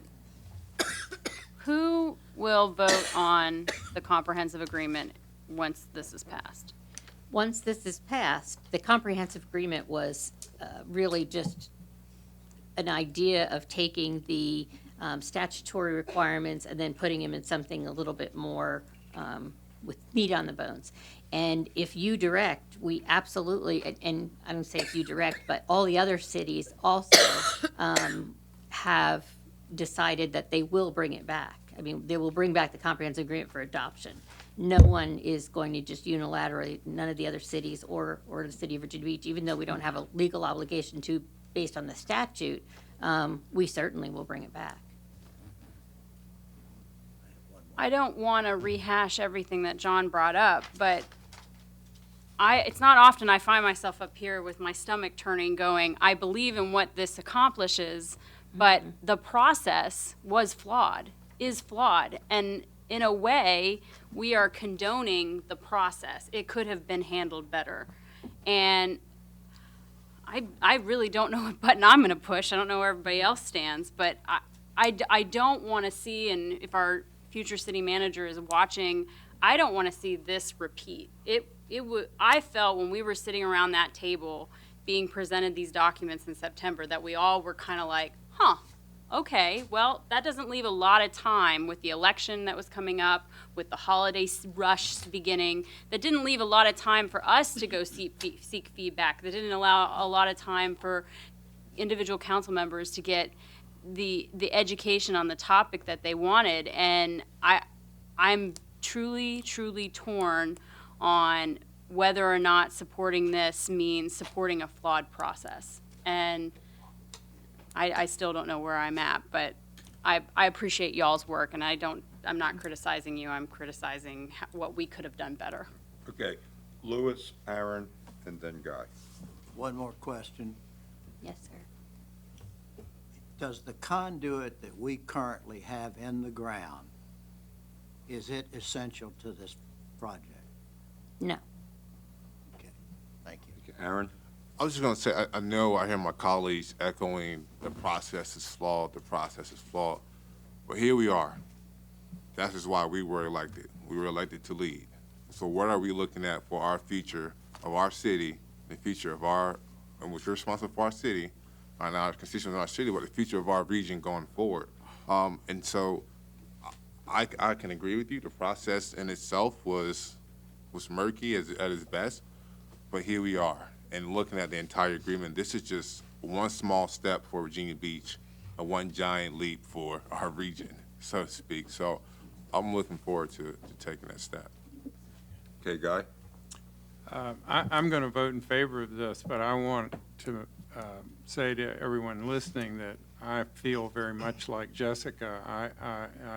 I too feel that this process was flawed. I don't have any doubt that it was. I'm not sure where the blame lies, but I don't really think it needs to be, because I think ultimately the project is important enough.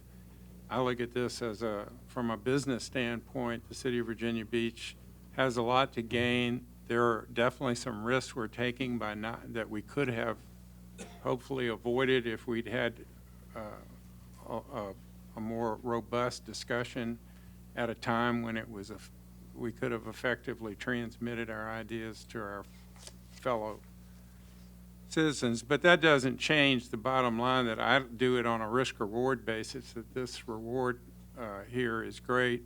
And the downsides of not doing the deal has been pointed out by some if we have a reputation for not only not being a leader in regional cooperation, but someone at the back of that pack.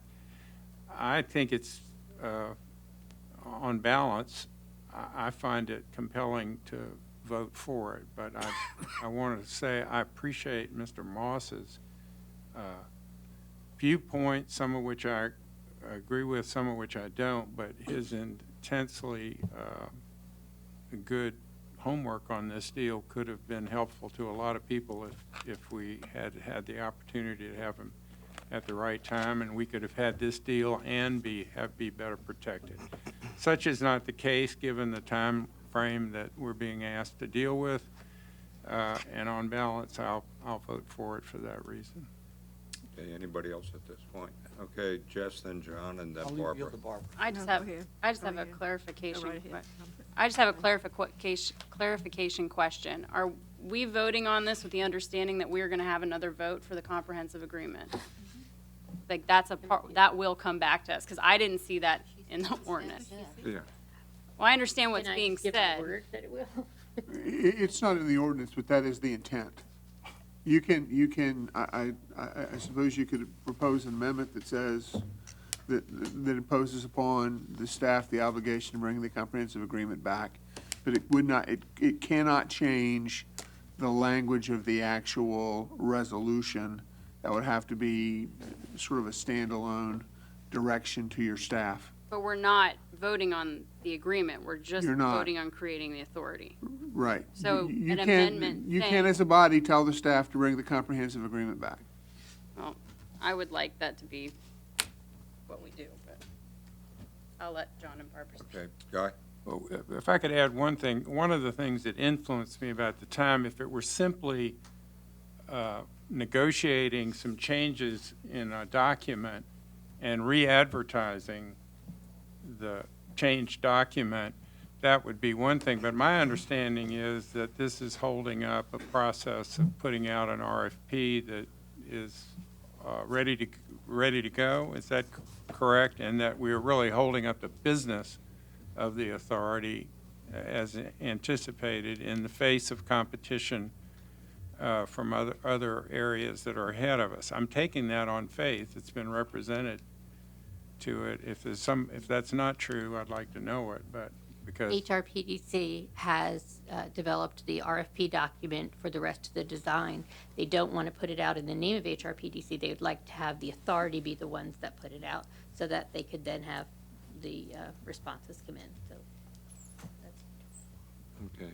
Anybody else? I just want to say I think my number one job is to be loyal to my oath of office. The business of government is protecting the liberty and the sovereignty of the people and not economic transactions. This process has not done that. And some people think that's not important enough today. I mean, there's not many people who really treasure, unfortunately, the value of what our founders created, and often we merchandise it away in the expediency of saying that economic gain is more important than the fundamental precepts of governance. But I refuse to be a party to that process. Okay, Barbara? Go ahead, Mr. Stiles. I just wanted to refer back, having looked at the resolution. The resolution, which needs to either be adopted or not adopted, says, "It's further resolved that the city manager or his designee is authorized to take all action necessary or convenient to cause the necessary legal documents to be prepared and executed to approve the creation of the authority." I think Ms. Bryan has represented to you that all of the jurisdictions plan to bring the comprehensive agreement back, but you would be, if you approve this resolution, technically authorizing the execution of all documents necessary to stand up the agreement. And if you elect to change that, then you basically would be starting, I think you'd have to do the notice and process all over again. Okay. Well, I don't know, maybe I'm just remembering some things that maybe others didn't, but I have seen presentations before the city council. I have seen presentations at the planning district. Some things are done step by step, and this is just another step in the process. And I really don't feel deceived at all, and I certainly don't feel like I'm not upholding my responsibility. But I think this is an opportunity that we have to participate with because it's major. I mean, we've been really talking about this for several years. So I understand, just like everything else we do, that we don't do the whole package right at one time. There are steps along the way. And I have every confidence that this has been looked at so closely with the city's attorney's offices of each of these cities and the technology folks with each of these cities, and I am very, I feel assured that we're taking the step that we need to take in order to put our city in the right perspective with this opportunity that we have. Yeah, Sabrina? So I just want to go on record, make sure that it's clear that, I take my oath of office very seriously. Part of that oath of office says that I will participate in fulfilling the mission of this great city by enhancing the economic, social, physical, and educational quality of the community by providing municipal services that are valued by our citizens. From what I understand and what I hear, this particular initiative will bring great support economically, socially, educationally. So I am in support of this measure, And I also support the measure with the understanding that I'm also upholding my oath of office as a council member. And I see the value in this initiative. So I just want to go on record as saying that I am standing on my oath of office, and I also support this initiative. Okay, Michael? Mr. Mayor, I'd also like to go on record having stated that I take the oath of office that I took very seriously as well.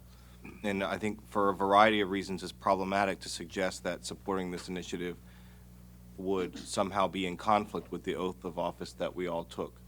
For one thing, this project takes a best and first step in optimizing the undersea cables that exist here in Virginia Beach by making this transformative technology available to businesses, to educational institutions, to research facilities, municipal governments in our region, to make the technology marketplace more competitive and to improve the access and delivery of services. And also, I think that some of my colleagues have brought up some viable and legitimate concerns which can be addressed. And there's still time to address those concerns in the process. As Councilmember Henley, I think, rightly pointed out, this is one step in the process. And I'll go back to my previous statement when I said it's problematic to suggest that by participating in this process that somehow members of this council are taking action which is in conflict with the oath of office that they took. And I certainly don't feel that way. I certainly do understand the opportunities that this project presents for Virginia Beach, first and foremost, and for our region as well. And there's a word that Mr. Williams used when he was speaking before us tonight, and that word was ascendance. We want our region to become ascendant. And I think that this opportunity is one which could promote our ability to become ascendant in Virginia Beach and ascendant in Hampton Roads. And I'll be planning to vote for it. Anybody else, John? I said my oath. That was about me. I never made any references to anybody else's oath, that you're accountable to the public. My reference was consistent with my oath of office. Anybody else at this point? Okay, if I could just say this, I certainly respect Mr. Moss's, really delving into this, and I think, once again, we have to identify that we could have an improved process, but I think this could be a lesson learned going forward that, when these type of decisions come up, that we can improve the way things that are done that are a little bit more coherent. But that being said, I think that when we talk about our obligation to the public, that we have to exploit these windows of opportunity. And my concern is that delays going forward sends the wrong message as we're trying to, send a message out. Yes, we are open for business. And to the public's need for stormwater, for school modernization replacement, we have to bring in those new businesses. We have to be innovative and, just proactively go out and do things that will create the business opportunities that people do come here. So at this point, the vote's open. Was there a second? I just wanted. Me. Okay, thank you. Okay.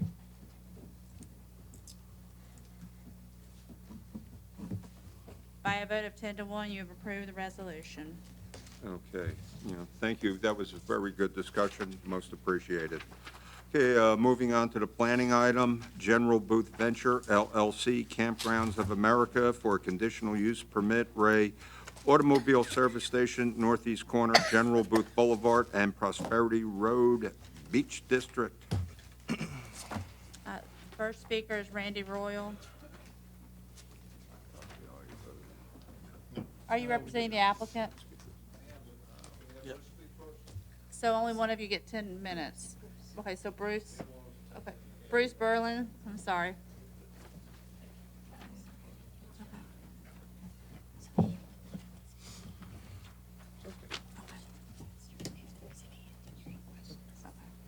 Yes, sir, go right ahead. Mr. Mayor, just letting My you apologies. finish. That's all right.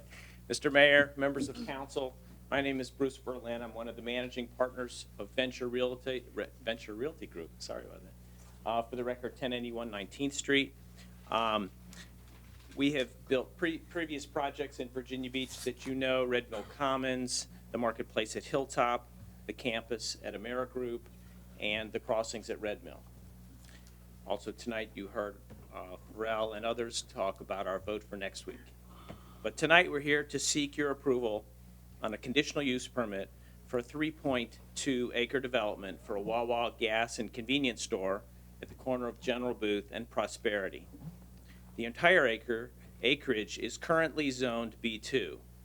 The Wawa will employ some 50 permanent associates and will feature the architecturally enhanced elevation that you've seen in your package. We have Kimley Horn here and Randy Royal to speak with you on the technical questions of stormwater. We also have the real estate rep Jeb Bell from Wawa in the audience, and we're all very familiar with how Wawa is such a good corporate citizen, sponsoring local schools, teams, etc. We've worked extensively with the City of Virginia Beach staff to reach an agreement on how we can improve the intersection and its current traffic, and ultimately received staff's recommendation of approval, and then at Planning Commission on October 9th, we received a unanimous 10-0 vote. While these traffic improvements are not required, and any other B2 use would not be required to make improvements by code, Venture Realty Group is willing to spend approximately $500,000 in off-site improvements to include a dual left from Prosperity onto southbound General Booth, a decel lane from General Booth into the site, and further lane widening improvements on Prosperity. In addition, we will set aside funds that can be spent for a future additional left northbound turn lane from Oceana to General Booth when the city does its smart scale improvements on this intersection in 2026. For community outreach, we interacted with the adjacent neighborhoods of Birdneck Lakes, Red Wing, and Park Place, as well as held a community meeting at the Princess Anne Rec Center on October 30th. We had an excellent dialogue with citizens, answered their questions, and had a good interaction. With staff's approval and unanimous Planning Commission approval, we now seek your approval for this conditional use permit. I stand by for questions, but also ask you to listen to Randy Royal. Thank you. Thank you. Next speaker is Randy Royal. Randy, welcome. Good evening. I'll try to be brief. It's been a long night. Mr. Berlin covered most of it. Storm drainage, we did an extensive study similar to what we did on the Digiport's Taylor Farm. That doesn't actually show it very well there. I don't know if you've got another picture. That's what we started out with, which would be a typical pond. We ended up with about 3 times that size using the much higher standard sea level rise, 20% higher. There you go. Sea level rise, 20% higher rainfall intensity, and showed staff before it would come to you that absolutely the drainage would work. Mr. Berlin spoke to the roadway improvements a bit. We all know that's a difficult intersection. Primary movements, of course, are General Booth turning left onto Oceana, going to the base, Oceana turning right onto General Booth, people coming home from the base. We don't add to those movements whatsoever. As he mentioned, there's a smart scale improvement coming in with VDOT in a few years. We're actually adding to that. We're adding to the pot to put another lane in there to help that. Whereas right now, coming down Oceana, you of course have the rights, the free flow rights, but there is a combined straight and left turn based on the smart scale. We're paying to add another lane, so there will be a dedicated left turn and a through lane there. Dual lefts coming out of Prosperity to help those folks get out. They don't get much green face because most of it is for General Booth and Oceana, as we mentioned. So the dual lefts will help them get out, and we have a left turn lane into Wawa from Prosperity and a right turn decel. So we've handled the traffic issues. Staff is recommending approval. As Bruce said, they reached out to a whole lot of Civic League leaders. We had some folks show up at Planning Commission, and they wanted to meet with us, so we had another community meeting. That went very well. Everybody seemed to get all their questions answered. With that, I'll stand by for questions. Thank you. Any questions at all? Okay, thank you. Barbara Messner. Are there any other speakers? Kind of hard to wait through all of y'all's comments. Moss, I appreciate your comments on due process and oath of office. But one vote really doesn't help anything. Everything's a done deal. Why did you spend all that time? You have an informal session. Why weren't all those things about the last item discussed then? I mean, we have to sit through all of this. And I really expected a lot more of you, Mr. Rouse. You were so nice and charming when you started, and now everything is developer. You're funded by developers. You speak, you read all these speeches. Anyway, Randy Royal said he reached out to the neighborhood. The sign that was on Eaglewood Drive was a giant white sign. It didn't say who it was from. It was falling over. It was election weekend, October 30th or 31st. So there really wasn't any outreach, and there has been a lot of opposition. The city is subsidizing this Wawa. That's air taxpayer dollars. The intersection there's 123,000 cars that go through there daily. It's between NAS Oceana, Dam Neck, and Camp Pendleton. And we have lots of first responders. We do not have any safe evacuation routes. We just have gridlock. You have stupid rubber sticks in the middle of the road. You can't, when you come out of the commissary or Eaglewood Drive, you can't make a right turn. You have to get like cattle being corralled in this little area. And you're gonna have traffic calming, which means more gridlock. I mean, there's cars racing all the time. The police only come out when there's car crashes. I still remember when, in 2014, Mr. Moss, when you ran, and Ms. Henley and Mr. Dyer, you talked about, not developing that corridor, and you were gonna use open space land, so it wasn't commercialized there. But of course, when we came to speak, that was a different story. So, I'm just here to object, and it's pretty obvious that y'all do whatever the hell you please, but at least I'm here. Thank you. That's all the speakers. Okay. I move for approval. Second. Okay, any discussion? I just have a question. Yes. There's no city money that I read, correct? Okay, that's what I read. I wanted clarification. And I think the parcel of property in 2014 was a different parcel of property that dealt with the Buick dealership. Yeah, the Buick dealership, If I yeah. remember correctly. Yep. Yes, Yes, Barbara? And I do remember that. But I just also know that this is the worst intersection section to get through from Dam Neck Road through this intersection. And I realize that it's already zone B2 and something can go there. But I really hate to be saddled by past mistakes.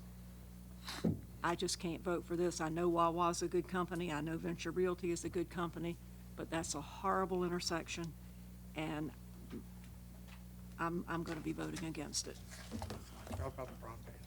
Okay. All right, at this point, vote's open. By a vote of 9-1 with Mr. Jones abstaining, you have approved the application. Okay, thank you. Okay, last item on planning. City of Virginia Beach request for major entertainment venue signage for properties south of I-264, west of Parks Avenue, north of 18th Street, west of Washington Avenue, north of 17th Street, and east of North Bird Neck Road, District 6, Beach. We have one speaker, Barbara Messner.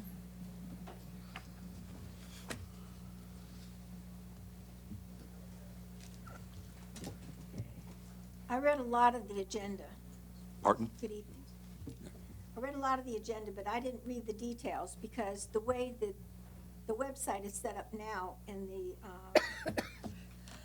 380 pages, you can just see one page at a time, or you have to print the whole thing. But it doesn't really say on the, 5 pages, who's paying for this, how big the signs are, and, like I said, this whole major entertainment venue, if the beach was so nice, you wouldn't have to advertise. We did not advertise before. It was clean and safe. You've lowered the standard of the type of entertainment and who you have at the ocean front. And you bus the people from, what is the venue that you have out there? You've changed the name so many times. The Virginia Beach Amphitheater, it goes through different people get to advertise, have the naming rights for it. But why do you even have to have signs? You use the school buses to bring the people to the oceanfront for these events. So I oppose it, and does anyone know the cost and who's paying for it? Or am I only allowed to ask questions? Can somebody answer that question? Or do y'all know? I just got Yeah, a please. comment. I listen to you a lot, and I respect your opinion and everything you say, but I take offense when you say lower the standard of the people that come there, then say, oh, you use the buses to bus people from the amphitheater. What people are you referring to when you say lower the standard, then, oh, you want to bus these people? Because earlier tonight, just a moment. All right. Earlier tonight, you said something that was, you say a lot of different things, and I normally don't say anything, but it becomes apparent that some of the things you say are I just normally just let it roll off, water off a duck back. But you said another comment, oh, this rap festival and these things, and then you lower the standard of people you come here, and then people, what people are you referring to? Okay, I'm talking about things that have been going on since the 90s. I don't even know where you were in the 90s. We've had problems with crime since the 90s. I'm just curious, because Okay. you say a lot of comments, and Yeah, I think we should have a jazz festival. I don't think Snoop Dogg and Beyonce and Jay-Z and all these people, you're selling tickets for $500. You're like a concert promoter. I All right, don't thank think you. that's what you were Okay. hired to do. Thank you, So, Ms. right. Messner. Okay. Thank you. Thank you. That's all the speakers, sir. All right. Yes. Move for approval. Second. Okay, any discussion? By a vote of 11-0, you have approved the application of the City of Virginia Beach. Okay, I believe we have an appointment. Mr. Mayor, I move, or I nominate to the Community Services Board Patricia Alspaw, Philip Black, Yvonne Lewis, Todd Walker, and Susanna Orosky. Second. Okay. Need a second. You don't need to say Yeah, that. we got the second. Vote is open. Okay. Mr. Still in Thank you. the- By a still in vote of the air. 11-0, you have appointed the, as read by But Vice thank Mayor you for Webb. the second anyway, I appreciate it. That was nice. That was good. Felt like something needed to be said. Yeah, I know. I appreciate I do it all the time, Jess. I get used to it. Is there any other unfinished business? I have one item if I could. Yeah, sure. Since we were cut kind of short in formal session, but there's been a lot of community feedback, and I know Sabrina's heard it as well, on the Indian River Road, Kensville Road intersection. Oh, yeah. And I know everybody has, I would really like the city manager to come back with the staff, and I've asked them some detailed questions, which I've shared with Sabrina, but we really do need to address that, because with all the stuff we're saying, when you go out there, and I drove it the other day, there's something broke there, and we need to come back and have a discussion on that. I'm sorry to use this time for it. Oh, no. It's an important topic to many people. Yeah. Point of levity, though, the meme game on this intersection is on point. The meme game Yeah. on this intersection is on point. We appreciate the comments. Yeah. And I would certainly second that as well, because, I'm getting a lot of feedback on it. Sunday, I was there in the intersection. I never noticed hardly any traffic, but there was a backup on Sunday. And it's usually doesn't happen. So there's something that's going on with the synchronization of those lights. We really need to look at Yeah, that light, yeah, and at Tom- those lights and all of the other feedback that I've been sending. Because people, they do want to know what's going on, and we owe them. Yeah, some Tom, answers. if you can look at the light sequence, and the other thing is, I think it was only just a couple days ago that they actually opened up. For the longest time, no left turn was allowed, but now that you can do the, go through and, thing, it will help. That was the worst intersection, but once again, I think some of the signage could be confusing, especially because it looks like you make the left onto Canaford, but that might be the left that you use to make the left, so the signage and the sequencing, if you can look at it. The worst part of it, where you have to go, when you're coming from From Tallwood High School? from Tallwood High School, and you get up to where, when you're coming up Indian River Road from the east, and you want to make a left-hand turn, you have to go through the stoplight and go over to a left-hand turn lane that's beyond the stoplight, and that Michigan totally left. confuses people. There will be some, well, it's a little too late to stop now. I mean, maybe we'll conclude after some time that we'll have to spend another $25 million to reverse all this. But at this point, we're going to have to, I think we have to finish the project, get the lights timed, and see if the public can learn how to use these. Those are called Michigan lefts. And I have seen places where the community does know how to use them, and it works quite well. I went through that intersection at 6:30 this morning. Now, I wasn't making a left turn. I was going up Indian River towards Chesapeake. I moved through the intersection a lot faster than I have in the past. So it's certainly moving traffic through the intersection. Now, again, the left turns, The left turns, yeah. take a look at the left turns. The issue is that you go through there, you go through the intersection, and then you get to where you can turn, you have to go left, you have to go through the intersection, there's a stoplight there. Yep. A left-hand turn, and you have to make a U-turn. Yeah, there's a sign there. Yeah, There is I a know. sign. I know. But you only can make a U-turn if your car is orange and four-wheel drive. You fit those People, requirements. the traffic coming from the west is causing accidents there.